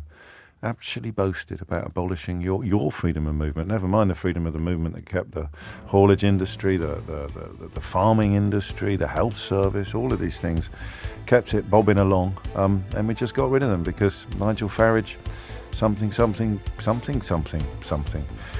It's coming up to 12 noon. This is a really important conversation, that. Knowledge is power. Knowledge is power. And that's why we have to talk about these things. It's not much power, but it's a hell of a lot more power than you had before you didn't know about it. And the theme is impossible to miss, isn't it now? The idea that just let them do it. So supermarkets posting millions and millions and millions of pounds worth of profits, while farmers cannot produce food, except at a loss. That seems to me to be something that could be remedied. It is 3 minutes after 12. You're listening to James O'Brien on LBC, where we have a complete change of pace. And listen, it's a funny one, this, because I like talking about Harry and Meghan. I also am conscious of the fact that there is a theme to my admiration and affection for them. It seems everybody who thought Brexit was a good idea has got a massive problem with Harry and Meghan. Everyone who thought that Boris Johnson was going to be a great Prime Minister has got a massive problem with Harry and Meghan. Everyone who thought Liz Truss had come up with a brilliant... I'm speaking about the media now more than the public. Everyone who thought Liz Truss was going to be amazing seems to have a massive problem with Harry and Meghan. All of the newspapers, even the ones that may not be completely opposed to the idea of a Labour government or completely opposed to any Labour leader, all of them seem to have a problem. Pretty much all of them. The I newspaper is rather good, actually. The rest of them are just nuts. And what's so nuts about it is this. They could just ignore them. We're going to wriggle this live on air, all right? Because I love doing that. I love working stuff out with you. So why don't these two just shut up and go away? Here's 8 pages examining their latest project. I honestly don't know. It's a while since I worked on Fleet Street. And the Royal Patch is by far the weirdest. I didn't say Mick Lynch was coming in today, Jackie. I said later. I mean, late. Oh, I see. All right, my bad. Yeah, later, as in, later this month. It's December already, right? Yeah, so he'll be in later this month. Do we know when yet? When I do this, I am actually talking to someone who is sort of nodding their head or shaking it in response to my questions. I'm not having a weird internal dialogue with myself. So Mick Lynch will be coming in later this month, Jackie. I apologise for not being clearer. It's a while since I've been on Fleet Street, but a lot of my mates are still there. I don't know that they would ever get to that point that I've just described. Because at that point, why don't they just stop it? Here's 8 pages about their latest project, which we hate. There's absolutely nothing requiring you to write about these two. All right? Literally nothing. So why do they? Answer: because they are selling more and more papers by making you hate them. To which the question then becomes, why do you let them do that? I don't hate them because of the newspapers. I don't even read a newspaper. Yeah, come on. What is your knowledge of their behaviour based on?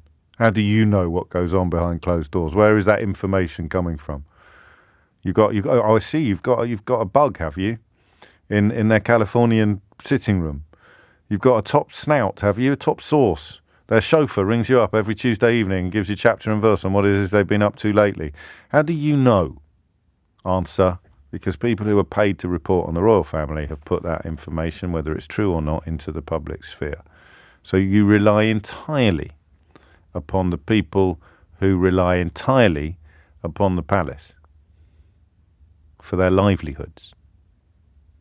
A royal correspondent who is not in favour is not going to be a royal correspondent for very long. Now, I personally don't mind that system in the sense that it is symbiotic. It serves the purposes of both institutions, and they are neither institutions that I have a problem with in principle, either the royal family. Well, actually, probably slightly more of a problem with the royal family because it bakes deference into our system, and although the royal family, most of them, are not problematic, it's a system that allows someone like Jacob Rees-Mogg to masquerade as superior to you, which is obviously absurd, but against the backdrop of a royal family, anybody who walks the walk and talks the talk, however confected it may be, can achieve deference. You can have people think, oh yes, he knows what he's talking about, he's got 8 plums in his mouth. Although we're probably going to run out of plums at some point in a not too distant future if the last hour was anything to go by. So why do they do it? Why do the newspapers that claim to hate them, and that do hate them, and claim to want them to shut up and go away, like Gavin Williamson told the Russians to do after the poisonings in Salisbury? Why do the newspapers that answer it sells papers? What sells papers? Hate sells papers.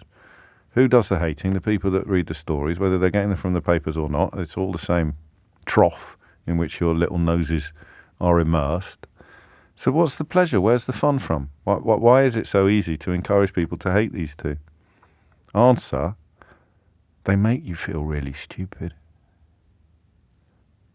Whether you realise it or not, I heard some of Nick's callers today, and the levels of anger are absolutely ridiculous. They make you feel really, really stupid. And rather than focus upon how stupid they make you feel, you're going to accept the invitation to get furious. And do you know who really feels stupid about them? The newspapers. Because what they've done is simply refuse to dance to the newspaper's tune. Sorry, lads, we're not having it. Not going to give you pictures of my newborn baby. Not going to, and the newspapers then are not keeping their end of the deal. We're not going to just walk a tightrope of respect and privacy. We're going to treat you like subhuman scum, the way that we write about you, and especially your wife, your foreign wife with a dark skin. Sorry, pal. You decide to stand up to Fleet Street, then you will suffer the wrath of all of us, especially the people that rely upon the palace for their livelihoods. So why do you hate them so much? Well, because they're selfish and manipulative and Sorry, where are you getting your information from? I'm getting it from the newspapers that they stood up to and refused to be cowed by. Oh, I see. So how many other points in your life have you taken your opinion from the victims of courage? How many times in your life have you let the bullies tell you what to think about the people that they were bullying who stood up to them? So here's a bully. Here's a victim of bullying. The victim stands up to the bully, and you've decided that the bully's version of events must be the one that's true. Not only is the bully's version of events the one that's true, I am now going to join the bullies in pursuing the people that have stood up to them. This isn't black and white. It's not footballification. Nobody's perfect by any stretch of the imagination.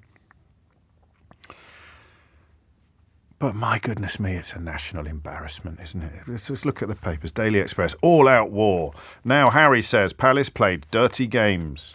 Ooh. What's the Sun got? Let's have a look at the Sun. Sussex lies and videotape. It's unhinged, this. Get the popcorn in, folks. Daily Star, once again, doing all right, actually. Daily Mirror, probably the only popular. The Mirror and the Star don't go too bonkers on this. Fact or fantasy?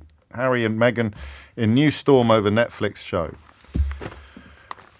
Daily Mail, fury at Sussex's next Netflix claim of war on Meghan. And on it goes, and on, and on, and on, and on. So, if you don't understand the point that I'm making, that's my fault.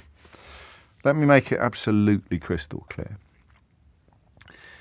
It is palpably ridiculous for an organ to claim that it wants people to receive less attention while giving them more attention than they currently give to anybody else on the planet. Look at the Mail, right?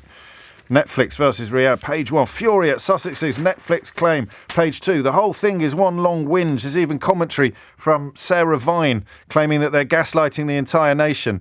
She used to be married to Michael Gove, of course, during coronavirus, so she probably knows a little bit about gaslighting. Page 4 and 5, once again, Harry is attempting to cloak himself and Meghan with Diana's legacy. How dare he reference his mother? Who does he think he is? Pages 7 and 8 and 9, 8 and 9, the surprising reality behind... I mean, that is 8 pages, is it? How utterly crackers is it to say that these people are doing something that you disapprove of? But here's 8 pages of coverage. So, according to the Daily Mail, that is... far and away the most important thing happening in this country at the moment is a television programme on Thursday featuring 2 people that they claim don't deserve your attention or affection. 8 pages. 8 pages without mentioning the rail strike, without mentioning the food supply threats, without mentioning GPs, without mentioning the NHS. I mean, it's actually breathtaking. It might be 7 pages. I seem to have torn one of them out, probably in a fit of fury. So that's not up for debate, is it? Why do they keep writing about these people that they hold in such low regard? Why don't they just ignore them? Because you see the phrase is attention-seeking. They're attention-seeking parasites. Here's 8 pages of undiluted attention. You can see that that's insane, right? Even if you've got a really bad case of the four-lot tuggers. So, the business model is to make you hate them. If they ignored them, you wouldn't hate them. If they reported them fairly, you wouldn't hate them. The business model is to make you hate them. They count how many copies they sell, according to front pages. Not long after I left the Daily Express, the new owner established that if they put Diana, Princess of Wales on the front page, they sold 10 or 20,000 more copies than they did on any other day. So they put any old toot on the front page if it contained even a passing reference to Diana, Princess of Wales, Prince Harry's mum, of course. And so they know that the bitter, angry, hateful denizens of Middle England who like to think of themselves as patriotic and Christian, your Daily Mail reading matrons, they know 8 pages of vitriol and bile directed at Diana's son and his wife. That is great guns. That is jackpot. That is a win. And so my question for you today is this. Why is it so easy to make you hate them, given that every single thing you know about them has come from the people telling you to hate them? 0345 6060 973. Stuart's an early arrival in Idiot's Corner. You're making a fool of yourself, James. I'm going to another radio station. That's the sound of someone looking in a mirror. I've just held up a mirror, and Stuart sees someone in the mirror who has no idea why he hates this couple, except for the fact that he's been told to hate them by the people criticising them for being attention-seeking, who are currently giving them 8 pages of attention while castigating them for seeking attention. So Stuart's looking in the mirror and feeling very, very stupid. That's not my fault, mate. Seriously. Why is it so easy to do? I find it absolutely fascinating that a military hero who enjoyed the sympathy of the nation on a scale that no other member of the royal family ever will, when he was forced to walk behind the coffin of his mother, as was William, but we're not talking about William today, and he was older at the time, has somehow been turned by newspaper editors and nobody else. I know you hate this. People like Stuart hate this. I'm not some sort of sheep. I can't be so easily manipulated by newspaper editors and media figures. My knowledge of Harry and Meghan comes from my own personal Oh, God, he's right again, isn't he? I have absolutely nothing to base my opinion on except what I've been told by the bullies that Harry and Meghan stood up to. They stood up to the bullies, and you've sided with the bullies. If you don't want to get involved, don't get involved. Ignore them if you must. But why would you hate them? Why would you choose to hate them? Why would you let the bullies sign you up to their hate club? I don't know. 12:16 is the time. 0345 60 973 is the number that you need. I'm going to ask you a question without providing the answer in advance. I've asked you one question, but I don't think you're going to ring in and tell me why you hate them, despite having absolutely no basis to hate them, except the crap you've been fed by the bullies that they stood up to. I'm going to ask you a slightly different question. Why are they doing what they do? Why won't they let it lie? 0345 6060 973. Why won't they? And I want you to draw upon your own life when you answer that question. I want you to talk to me about trauma. I want you to talk to me about abuse and being bullied. I want you to talk to me possibly about therapy, because I think I know why they're doing what they're doing, but I have sympathy for people who are confused. 0345 6060 973. And this is where I'm not going to lose friends, because we're not going to talk about it every day, but this is where the mirror really upsets people. It upsets people I know and love. This particular mirror that I'm holding up right now, you hate what you see in it, and I'm sorry for holding it up, because I don't want to make you feel stupid or manipulated or mean or cruel. But all of your opinions are based on what you have been spoon-fed by the bullies that he refused to be cowed by, the bullies that he refused to be bullied by. Every single thing you think you know about this couple has come from the bullies that Harry and Meghan stood up to. So, of course, when I hold up that mirror, you're going to feel absolutely rotten. And I fully accept that the natural reaction is to break the mirror or shoot the messenger. I accept that. That's fine. But I can't stop telling you the truth. And that is the truth. It's not the truth about them. It's the truth about you. Every single thing you think you know about them has come from the bullies that they stood up to. And so the story that the bullies were being fed stories by the other side of the family is an immense story and an important story. And watch for how it gets reported. Because if you were on the receiving end of that sort of preferential treatment and you'd spent the best part of a decade attacking a military hero, a grieving son, how would you feel about yourself? How would you sleep straight in bed at night? So there it is. You've got nothing, really, except what you've been told by the people they stood up to. So that isn't even a debate, although glancing at my switchboard, it appears you might want to have it. That's fine. But here's the question that really fascinates me, or here's the question people would really benefit from understanding. Why do they do it? 0345 60 60973. It's 12:19. 22 minutes after 12 is the time. Listen, I take it. It's fine. I knew you'd get cross with me, and I'll accept all of the abuse. But it's not my fault that you're seeing what you see in the mirror I just held up. Unless, of course, I'm wrong, and your information about Harry and Meghan has not come through the British media. Even if you watch that Oprah Winfrey interview and you think that there was a lot of grounds there for criticising them, you knew that yourself. You worked it out for yourself. You didn't get any of it from the British media. All of your information, all of your opinions about the Duke and Duchess of Sussex are based upon information that only you know. And no one else has access to it because you have a secret line to the heart of the Montecito mansion that allows you to know exactly what's going on. And nothing that's ever been written in the bilious, vitriolic, vile newspapers who grow fat upon their abuse of this couple has influenced your opinion in any other way. Otherwise, you're seeing something gross in the mirror and you hate it, so you're blaming me.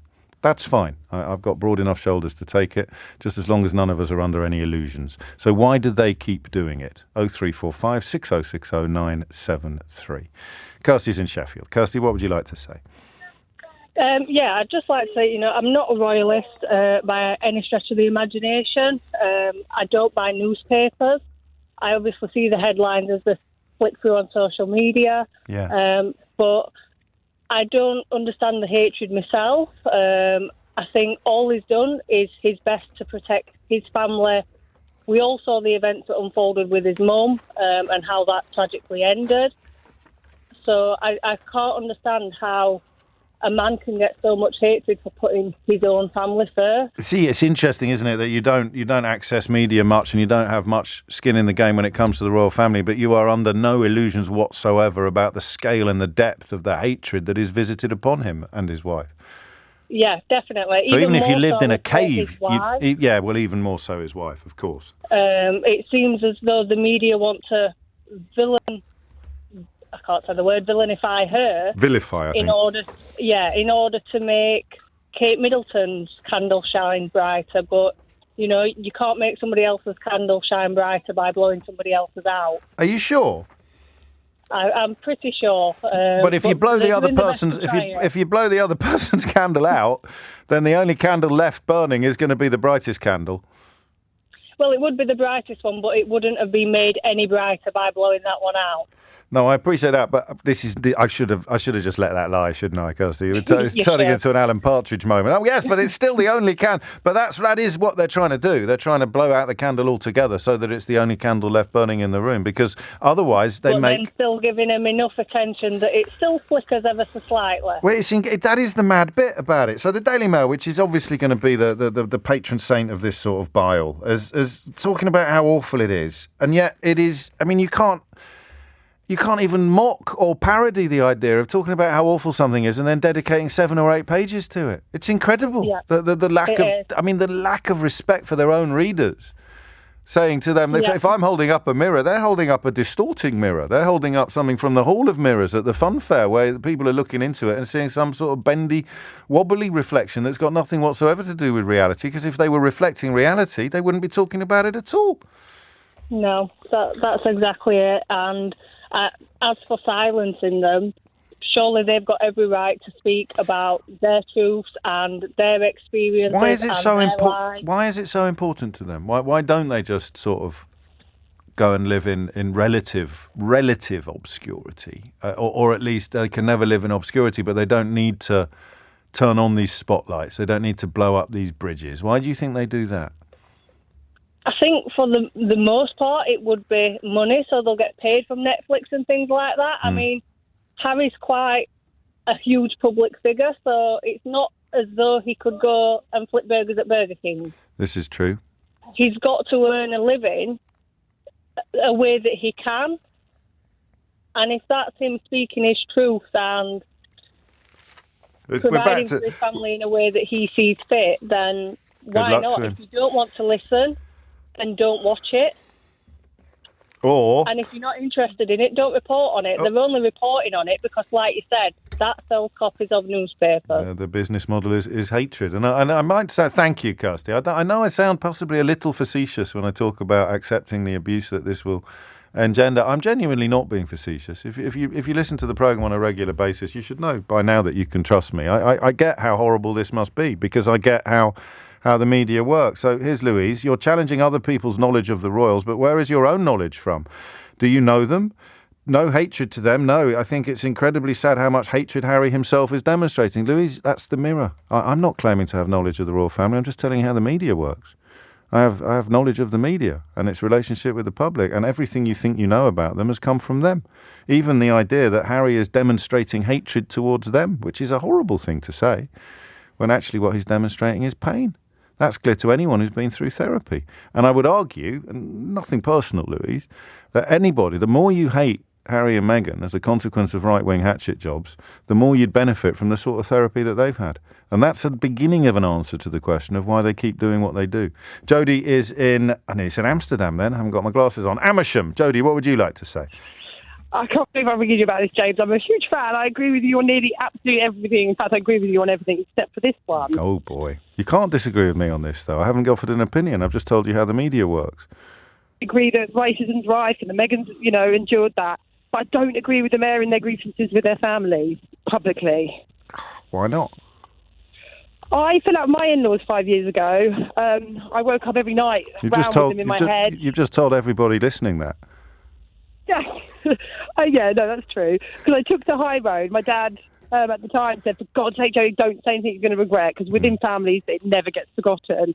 And I'm so pleased I didn't. I'm just left my kid in the car. I'm on my way there now to drop my kid off. Their baby. Well, I'm not going to embarrass you, and I understand your point.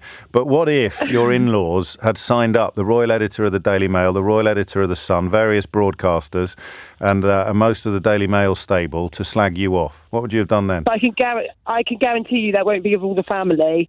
That won't be all the family, but the whole family are going to suffer with what they're saying. I feel like it's... you're not answering my question. Well, what if the people that you had been let down by, or the people you were arguing with, had enlisted the entire British media to attack you? Then I would have done what she's done, but they haven't done that. Not every single member of Harry... Not every member of Harry's family's done that. I assume that a few of them. I mean, maybe I'm wrong, but I don't think you know that for a fact. That every single member of the royal family. I'm not saying every single member. Every single member of your in-laws didn't do it to you, because that would have included your husband. Just talking about the people in charge. Yeah, but that's not the relationship that suffered, is it? His relationship with all his family is suffering, and they will suffer. You can't not have your relationship with your husband would have suffered if you'd attacked his parents. Exactly, that's why I didn't attack them. And they didn't enlist. And so what would you have done if they had enlisted every single newspaper in Britain to attack you? I like to think, and I'm not saying I would do, but I would like to think I'd take the moral high ground and not ruin those relationships. They have taken the moral high ground. Though. Oh no, they have. They've said we're not going to, because they're airing their grievances, and the only thing I disagree with you, James, is because I don't hate them. I really don't. But no, I sense that you don't. This profile of people that have issues with what they've done, and I don't fit that profile. That's kind of why the only time I've ever called in, I've listened. I'm very glad you did. I may give you a free pass, but in order to give you a free pass, I'd have to believe you. When they said they'd signed, your in-laws had signed up everybody in the country. They turned everybody against you. What would you do? Would you tell your story, or would you go along? Would you take the moral high ground and stay silent? I'd like to think I'd take the moral high ground, because the relationships between him and his family and my grandchildren is more important than telling everybody my truth. But they've just attacked you. They've enlisted the most powerful organs in history to attack you. They did attack me. My dad was dying, and they ruined my wedding. Don't stop it now. Stop it now. They broke my heart. I used to wake up crying and round within my head, and I didn't say anything, even though I. But you just did it on national radio. And I was. Don't say that. Yeah. Well, that's why I said stop it now, because I know I don't want to get you into any trouble. No, I love them, and it's all forgiven. Good. There you go. But still, it was nice to get it off your chest, right? Yeah. And that's the point. There you go. You see, we got there in the end. Amelia Cox is here with the headline. 12:34 is the time, and you're listening to James O'Brien on LBC. James says, Keith, not that one, different one. You are confusing your listeners. You are confusing us with people that care about Harry and Co. I don't know anyone in my life that actually cares at all about the royals, that wish to have a private life. And you make a valid point, although clearly, judging by the volume of traffic in my inbox, there are an awful lot of people that do care. This is from B. Birchall. The moral high ground that your previous caller was talking about is essentially saying shut up and be quiet because the bullies will always win, which is the absolute worst way to deal with bullies because it empowers them. I completely agree with you, but as you could probably tell, I just got a little bit uncomfortable with some of the disclosure that I hope she doesn't regret. And this is from Claire in Northern Ireland. I will never understand the level of hatred and bullying for Meghan and Harry. I have kind of explained it to you, but not today, actually, Claire, so maybe you don't listen that much. They just need to be left alone. Harry is still living with the pain of what happened to his mother when she was constantly hounded by the press, and now he feels the same thing is happening to himself and his wife. It's the media that are keeping this frenzy going. Although, Claire, you could easily say that if they didn't keep making films and returning to this territory, then the media might not have such a frenzy going on. I don't know that it's true, but it's certainly something that you'd need to take on board. The media and the nation have some cheek to slag off and bully people that they don't even know personally. There wasn't as big a frenzy for any episode of the Netflix show The Crown from the press. The press are having their cake and eating it, as they so often do. Oh, these people are awful. They're absolutely awful. They shouldn't get any attention. How dare they? Do you think Netflix would pay Harry and Meghan this kind of money if they couldn't guarantee the kind of coverage that they get? Of course they wouldn't. It's pathetic. It's ridiculous. And they're making mugs of their readers. They're not making mugs of anybody else. They're making mugs of their readers, which is why so many people are so unhappy with the thing that they see in the mirror when I explain to them exactly what is happening, which is a really despicable, almost medieval or Roman attempt to turn real people into spectacles. But why do they keep doing it? You already had some hints here. Control of their own story, control of their own... If they stay silent, if you stay silent when you're being bullied, then the bully's version of events is the only one that ever gets reported. It's pretty simple, whether it's your in-laws or whether it's the royal family.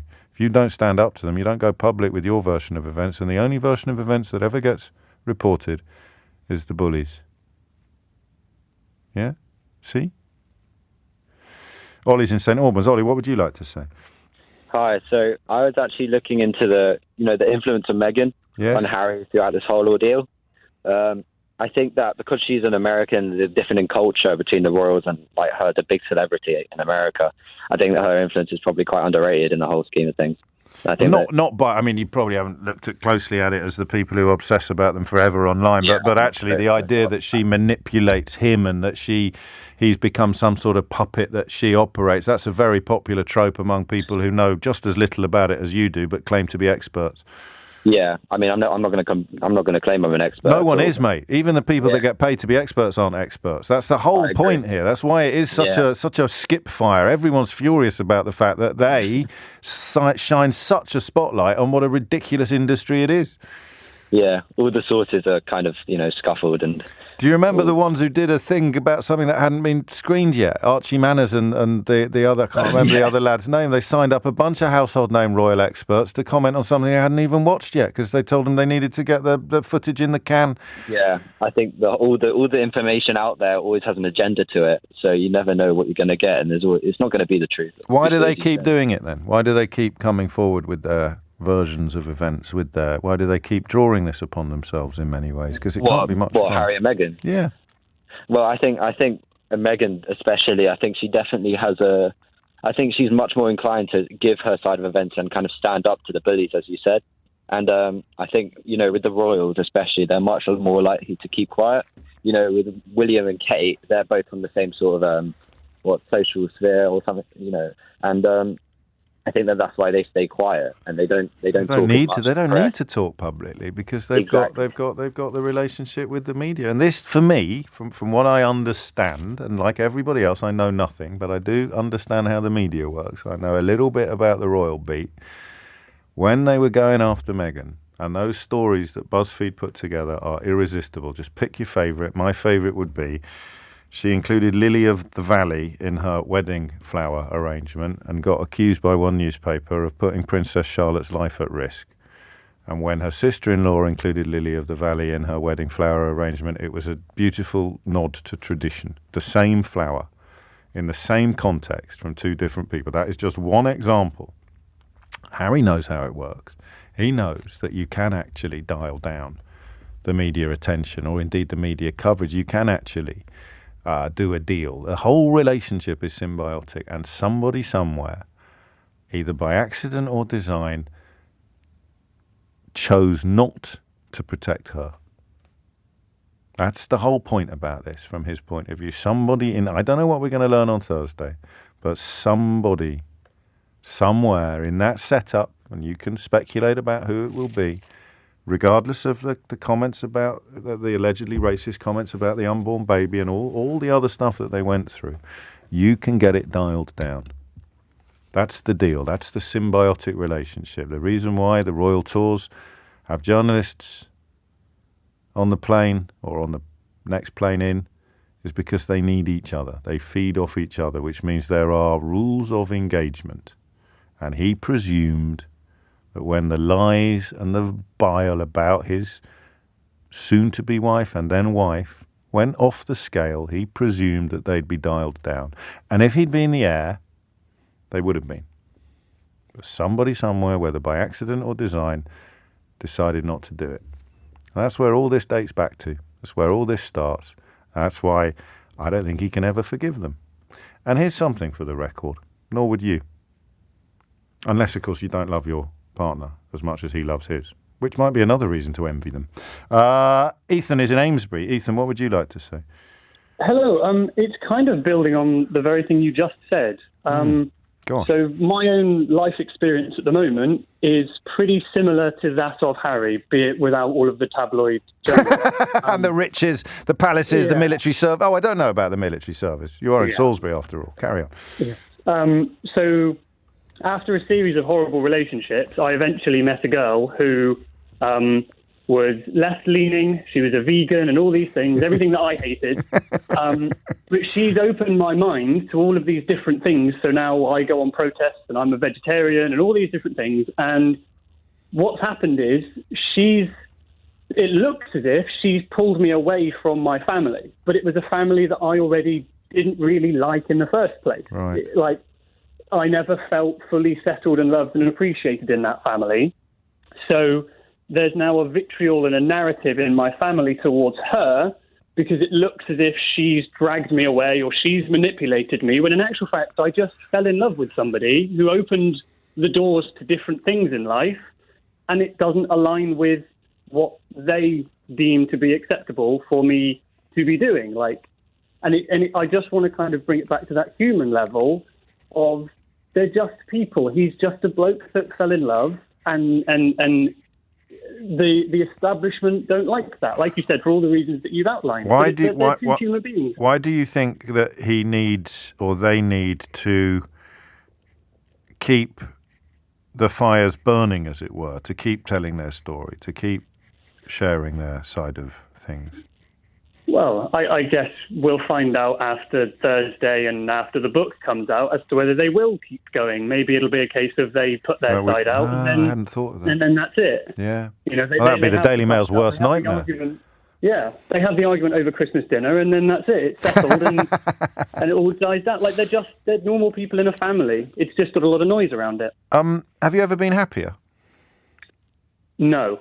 Well, I'm on a mental health break from work, so I guess no, but I am doing therapy, which kind of started me calling. But in terms of myself, I feel more loving. I feel more empathetic to people. I feel much happier as a person because I've met somebody who's opened those doors for me. And I think that the wider point is people on certain political spectrums hate the fact that a strong man isn't what they think a strong man is. A strong man is actually a delicate, loving, caring man. Gosh, that's beautifully that annoys them. Yeah, I mean, that is an interesting angle. Again, it's not something people recognise until they are forced to look in a mirror. You're never going to see yourself as being allied to the worldview that Ethan describes. Unless you're a bit weird, there are people on social media who describe themselves as alpha males and get upset about things like, I don't know, fried chicken or something. But yeah, you're right. A strong man is very different from the model that most of us were raised with, particularly if you were raised in the kind of class system that Harry and William were, which is why they both advocate so powerfully for both mental health and the danger of a stiff upper lip. Although, of course, when William spoke out against the dangers of a stiff upper lip, he was praised. And when Harry did, he was abused, which is example number 2 of how identical behaviours in similar contexts by different people can be treated as polar opposites by the media that everybody who hates Harry and Meghan relies upon for all of their information about Harry and Meghan. Thank you, Ethan. Ollie's been in touch. I was bullied for years at school. I kept it from everyone, and it continued until I reached a breaking point. When I started talking to teachers and my parents about the bullying, I was then attacked for being a grass. Whether the bully is the Daily Mail or the bigger kid at school, the manipulation of the narrative is the same. And, of course, the idea that you somehow assume the moral high ground by not talking about it or not standing up to them is a little bit dangerous. Good luck to them. Who cares what skin type she is? She's beautiful, and fair play to him from breaking away from tradition. That's from Cy in Colwyn Bay with a PS. The simple question of why is it so easy to make you hate them is one that a lot of people are unintentionally answering in my inbox, which I'll share with you after this. 12:49 is the time. We are going to talk a lot about Harry and Meghan this week, I suspect. I imagine you're looking at an hour a day. I could be wrong. So with that in mind, Jackie and Becky currently on hold. Hopefully we'll get to you. Unlikely to get to Adrian or Jill or John or others, because Theo Washwood is here. And I am in this weird position whereby I like talking about Harry and Meghan, but I simultaneously, and I think elements of it are important. I'll just read you this from Michael, because I haven't answered the question of why is it so important to them to continue on this quest when, in Britain at least, excites and invites so much hatred, vitriol and unhinged abuse. Here's the answer. Michael writes, I've studied a lot of Roman imperial history. When your family life and relations are public, if you don't correct the record, what is left uncorrected becomes the truth and then becomes history. And that is simply the case. Beautifully put by Michael. And I'd just add a little side order, because he's gone into Roman imperial history. I'd add a little side order of The Crucible, that superb play by Arthur Miller that is it's about witch hunts, and it's an allegory for the McCarthyite witch hunts for so-called communists. God, plus ça change. In the 1950s America. And it ends with John Proctor saying, how may I live without my name? I have given you my soul. Leave me my name. It's not an obvious parallel, because John Proctor has kind of gone along with people that claimed they'd seen witches and colluded in the conspiracy. But at the end of the play, he wants his reputation back. How may I live without my name? So if you met Prince Harry and you said, why do you keep doing it? And he says, how may I live without my name? Or he says, if their version of events, this behemoth, this war machine, is allowed to determine what happened, my truth is told by them. That becomes history when you're a member of the royal family. Hard for the rest of us to even begin to get our heads around it, but there it is. 12:51 is the time. Theo Washwood is here. Can we try a competition, an ongoing competition, for a quote where you are not talking about Brexit, but you are talking about Brexit? So you don't mention Brexit by name, but you blame Brexit for the situation we find ourselves in. Because I've got a really good early entry for you. It's just come out of the National Farming Union's press conference, talking about shortages in the food supply chain, urging the government not to, as Minette Batters. Why can't Minette Batters mention Brexit? She wasn't a rabid leaver. I think she was a quiet Remainer, actually. Well, she did have a tete-a-tete with you, James, when you said you did warn her about not trusting Boris Johnson. Well, I just begged her not to. Do you remember? She did trust Boris How's Johnson. that working out for her? Well, I think there was a moment, wasn't there, where there was a slight reckoning. Anyway, she's been talking about food supply shortages, but not mentioning Brexit, but of course talking about Brexit, and also talking about the pressures when it comes to fuel prices because of the war in Ukraine. I had an email yesterday who was talking about costs of feed for their laying hens up 90%. So the costs are anywhere for producers between 75 and 90% from 2019. Nitrogen fertiliser up 240%, diesel up 73%. You've then got the issues on labour, seasonal workers, which are well known to everybody in this room. But when I was down in Kent last week talking to growers, it was one of the massive issues that the horticultural sector is facing into. And, you can't mothball a tree. An apple tree or a pear tree is going to be there for 25 years. We've got growers who are going to have to make decisions about long-term planting. Are they going to plant or not? The message out of Kent was a massive contraction of people not wanting to plant new orchards, of ripping out old orchards and potentially taking buds off of trees because we wasted £60 million worth of crop last year in the first 6 months, actually, of this year. £60 million worth was wasted. That was Minette Batters saying you can't mothball a tree because, of course... Very good advice, that, Keith. Spent last weekend trying to mothball trees, silly old sausage. You can't mothball trees because, of course, there is a shortage of labour to work in seasonal work in the farming industry. Listen, far be it from me to spoil your game before we've even got to round two of it. But, the NFU did say this morning that soaring energy costs, Brexit red tape and worker shortages were factors. Okay, but so she hasn't said Brexit. No, she didn't say it in that little clip, but but they have said red tape and worker shortages obviously is going to be referencing Brexit, even though countries that are still in the European Union have got worker shortages as well. They're going to be worse in the country that, abolished freedom of movement. Meanwhile, Baroness Mohn has taken a leave. Should we just call her Michelle now? Well, no, she's still a I know, but it's up to you whether or not you think that holds any cachet or weight. I don't. You want to carry on calling her Baroness? Well, I think all right, Baroness Mohn. Michelle. Not on this. Okay, Baroness Mohn. There's Michelle.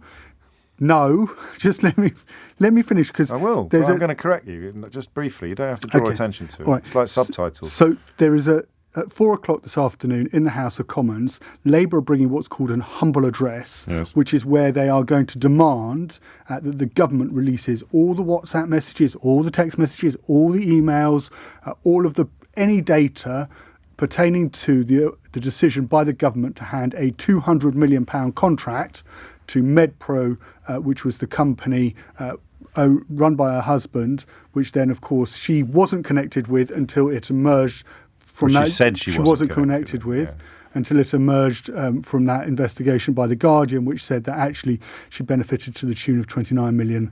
Sorry, who did? Baroness Mohn. Michelle. Baroness Mohn benefited. Anyway, so she's now taken a leave of absence as a result. Labour have this humble address Could to get all over the line. I think they're going to get it over the line. Do you really? Because the there's Tories, no support from the Tory the backbenchers government. So this is an interesting challenge to footballification, isn't it? There will be plenty of Tories who are just as outraged by this story as everybody else is. There's no idea of... I think there might be something else going on there, which is that, of course, we don't know the outcome of any investigation or inquiries by the National Crime Agency. And, of course, there's a mediation process which is taking place between the Cabinet Office and Baroness Mohn's lawyers at the moment. And if the government were to end up in a situation where they are ordering their own backbenchers to suppress the revelation or the publication of information pertaining to those contracts, and it was to go a particular way in a few weeks, months' time when it comes to Baroness Mohn's case, it wouldn't be a particularly great look for a Prime Minister who's promised to return to the government to professionalism, integrity and accountability. So rather than get themselves into this quandary with a political, you can call it, if you want to be cynical about it, call it a political trap on the behalf of that Labour has set, a decision has been taken that actually Tory MPs shouldn't vote for it. And so the motion will go through. The only thing that will stop it... Will it happen then? I mean, does it have any binding... Yes, but it's just for this one case. It's not for all of the It's just for this one case. Dodgy-looking but contracts. Everything, from what I understand... What a country. The National Crime Agency inquiries... Hang on, shush. What's that sound there? Can you hear that? What's that? That's phones being smashed to pieces all over Whitehall. Right. So the National Crime Agency inquiries... Was it Rebecca Vardy's lawyer who dropped it in the North Sea? It's going to be, Davy Jones's locker is going to be full of politicians' phones by the end of play today, I think.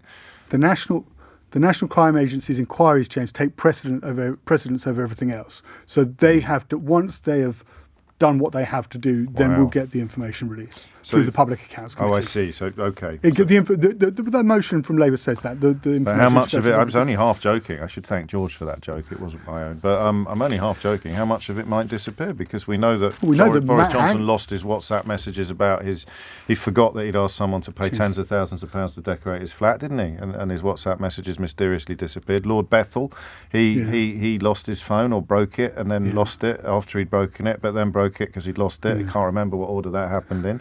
That was about PPE contracts as well. And, of course, Rebecca Vardy's agent, not lawyer, hers fell in the North Sea. So I was hearing a very good one about a minister who was confronted about leaking by a very senior official.